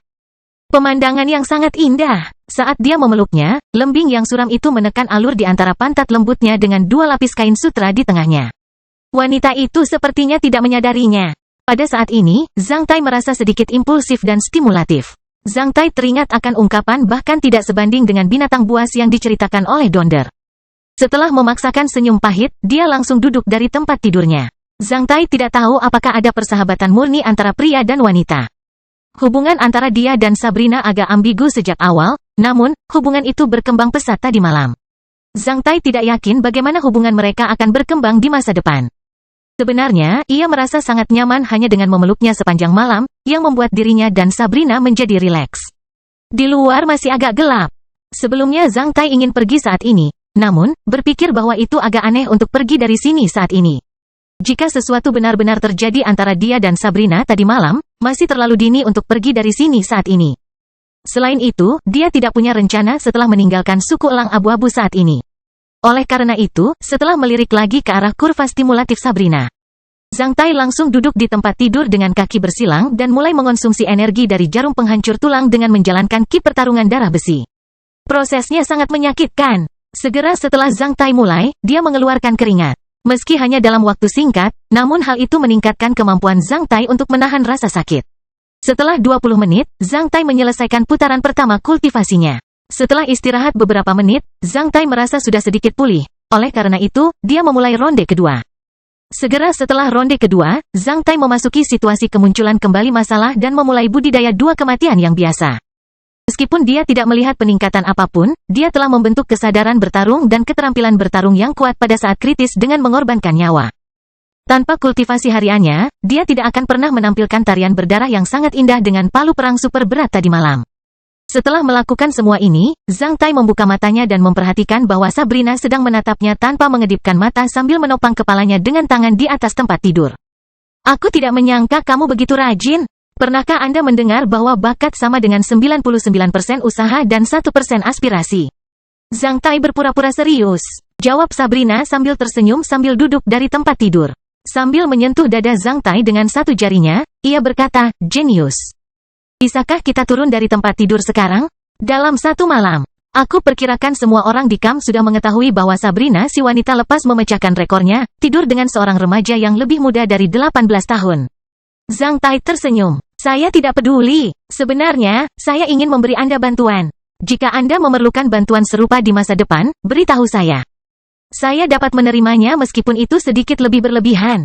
Apakah kamu tidak keberatan dengan perasaan Laura? Sabrina memutar matanya.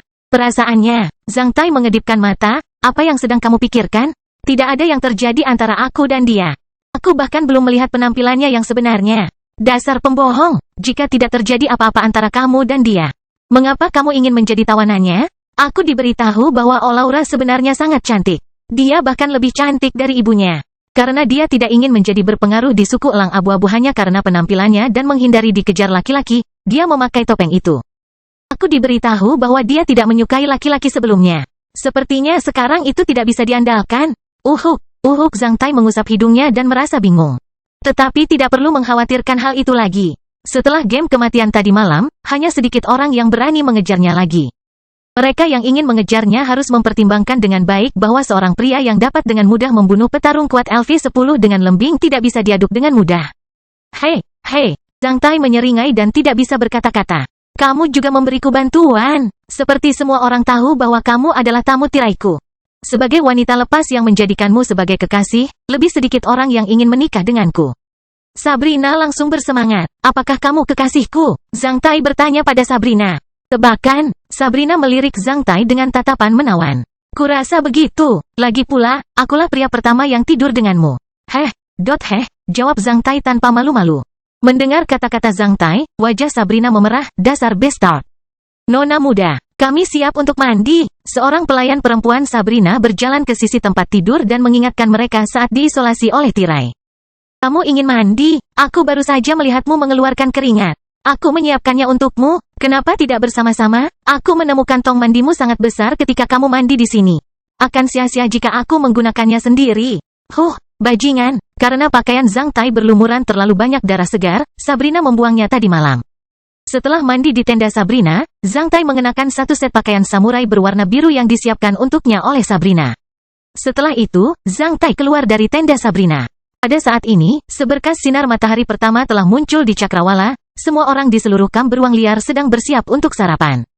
Setelah sarapan, mereka berangkat untuk memblokir pintu masuk retakan Gletser Haidela. Pertempuran pasti akan terjadi hari ini, mungkin seseorang akan mengorbankan nyawanya. Oleh karena itu, setiap petarung bersiap untuk itu. Meski suasana di camp tidak kaku, namun yang pasti tidak sesantai beberapa hari sebelumnya. Tak seorang pun ingin membuang waktu pada saat kritis ini. Seperti kemarin, Sabrina menyuruh seorang pelayan wanita menemani Zhang Tai keluar dari perkemahan suku beruang liar. Dalam perjalanan, Zhang Tai menyadari bahwa setiap petarung sedang memandangnya dengan kagum. Zhang Tai tahu bahwa penampilannya tadi malam telah tersebar. Di dunia yang berpusat pada kekuatan bertarung, penampilannya telah membuatnya cukup dihormati di sini. Sebagai seorang pria yang bisa dengan mudah membunuh petarung LV9. Seorang pria yang bisa membunuh petarung kuat LV10 dengan lembing dalam hitungan detik, dia memenuhi syarat untuk terus terang menghadapi tatapan kagum dimanapun dia berada. Sebenarnya, Zhang Tai merasa cukup senang karena terpesona dengan cara ini. Kesombongannya sangat terpuaskan. Apakah itu remaja yang tadi malam? Dia tidak terlihat sekuat itu. Bagaimana dia bisa mengangkat palu pembunuh beruang dengan tangan setipis itu?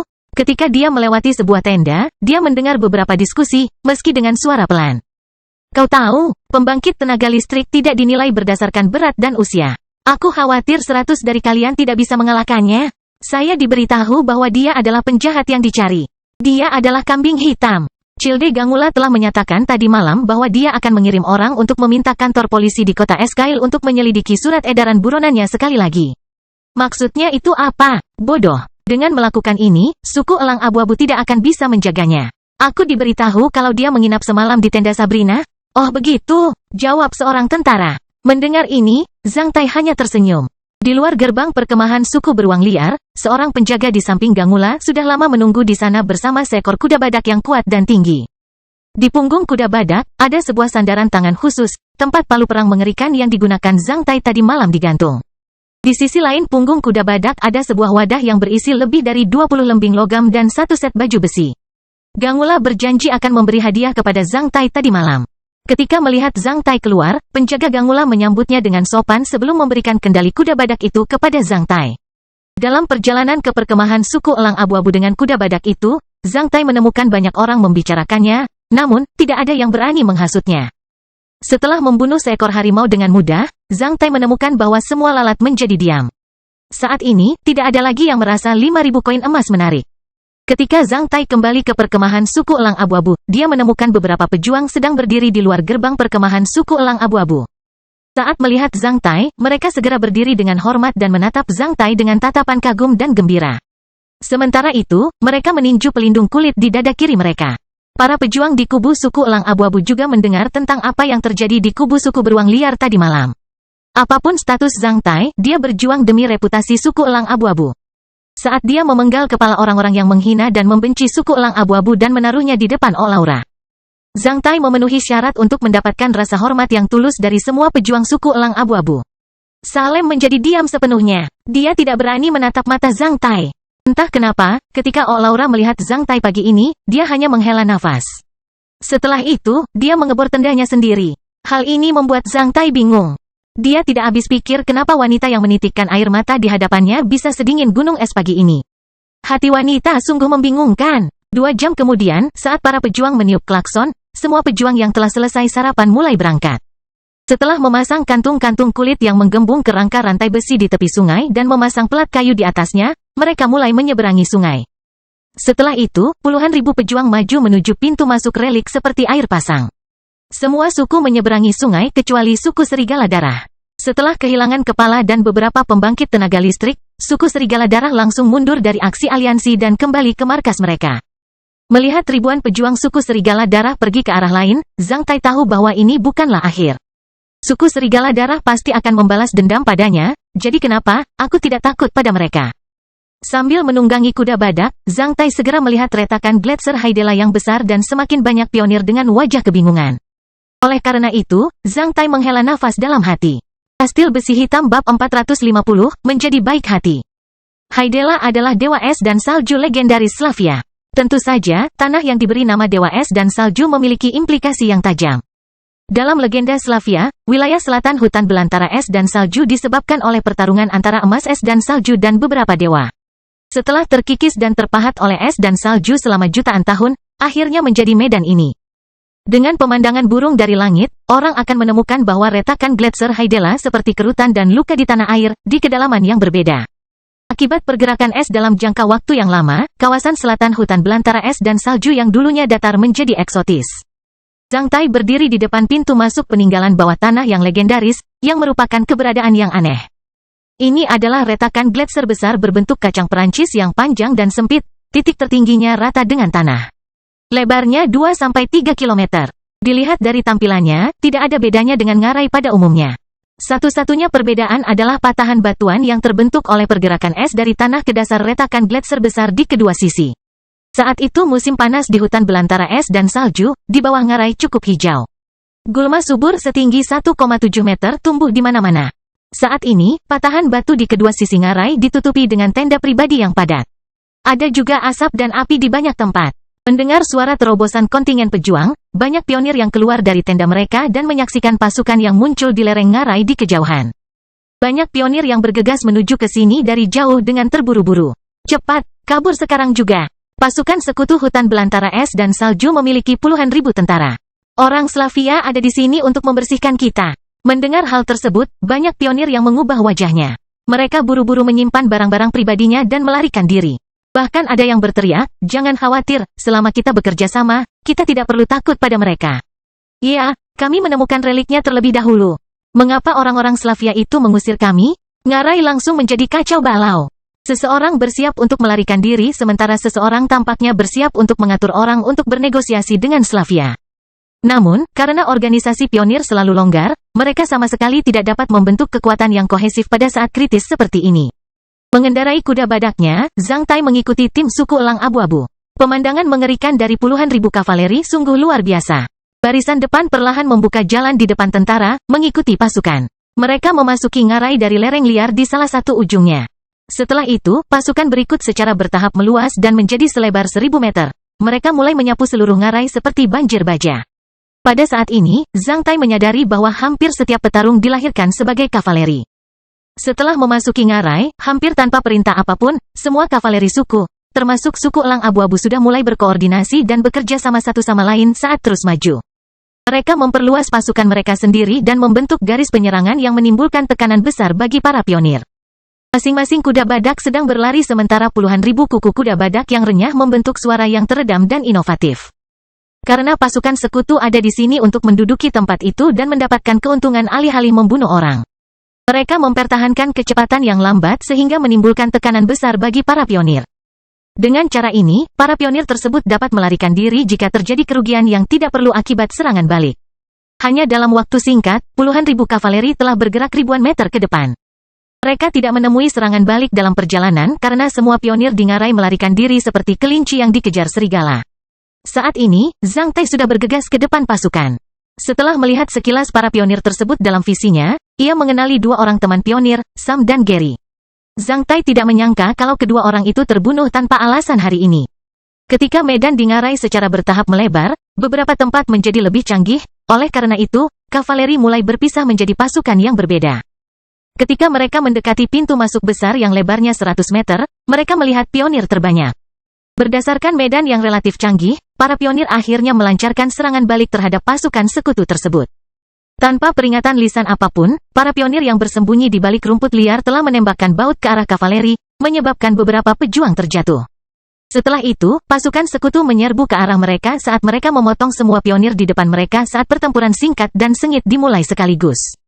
Segera, para pionir mulai berdarah dan jatuh secara bertahap. Secara pribadi, sebagian besar pionir bisa menandingi pejuang di pasukan sekutu. Namun, menghadapi serangan yang terorganisir dengan baik, tim perintis segera dibubarkan setelah beberapa menit. Pasukan sekutu langsung memperoleh keuntungan luar biasa. Semua pionir yang berani melawan segera dikepung dan dibunuh. Karena sebagian besar pionir ini miskin, tentu saja Zhang Tai tidak akan menyakiti mereka. Dia tidak perlu melawan mereka sama sekali. Dia hanya menindaklanjuti pasukannya. Dalam pertarungan tersebut, dia hanya menggunakan senjatanya satu kali. Ratusan pionir berkumpul di bawah pohon besar yang jaraknya ratusan meter. Saat melihat pertempuran ini, seseorang menghasut dengan keras. Mereka sepertinya ingin bergegas menuju ke sini. Para idiot ini, melihat para pionir itu, Zhang Tai mengumpat dalam hati. Setelah menendang kuda badaknya, dia bergegas menuju orang-orang itu. Ketika dia berada lebih dari 100 meter dari mereka, Zhang Tai mengeluarkan lembing dan melemparkannya ke arah mereka. Lembing itu tidak menimpa siapapun, sebaliknya di pohon besar di samping mereka. Pohon yang lebat itu tingginya lebih dari 30 meter dan lebarnya lebih dari 1 meter.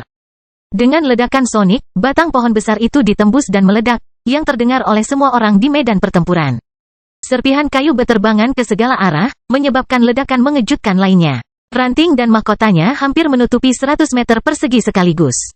Alhasil, semua pionir yang ingin ikut bertempur buru-buru menghindar. Banyak di antara mereka yang memar karena serpihan kayu. Setelah melirik ranting-ranting yang bergetar dan garis lurus di atas rumput liar dari Zhang Tai dan mereka, semuanya menjadi pucat dengan tatapan tercengang. Beberapa bahkan melepaskan cengkeraman senjatanya. Karena tempat ini ditumbuhi rumput liar setinggi 1 meter, lembing Zhang Tai menekan rumput liar tersebut karena gelombang dan aliran udaranya yang tajam. Akibatnya, garis sepanjang lebih dari 100 meter tertinggal di rumput liar seperti tangan yang tak terlihat, sungguh mengejutkan. Antrean dimulai dari Zhang Tai dan berakhir di pohon besar. Sial, apakah itu manusia? Banyak pionir belum pernah melihat orang seperti itu yang bisa melancarkan serangan mengerikan dari jarak 100 meter. Keluar dari sini, apakah kamu mencari kematian? Zhang Tai meraung, menakuti ratusan pionir sekaligus. Tidak hanya beberapa pejuang pasukan sekutu di belakang Zhang Tai, bahkan para pionir di kejauhan pun telah melihat pemandangan yang begitu mengejutkan.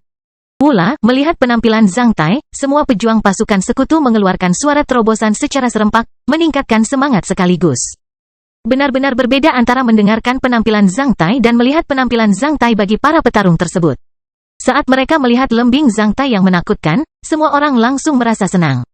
Merupakan kebanggaan besar mereka memiliki petarung sekuat itu di pihak mereka. Di medan pertempuran seperti itu, para petarung cantik yang memiliki kekuatan bertarung super hebat selalu mampu membawa aspirasi dan kepercayaan diri yang kuat kepada para petarung lain di sisi yang sama.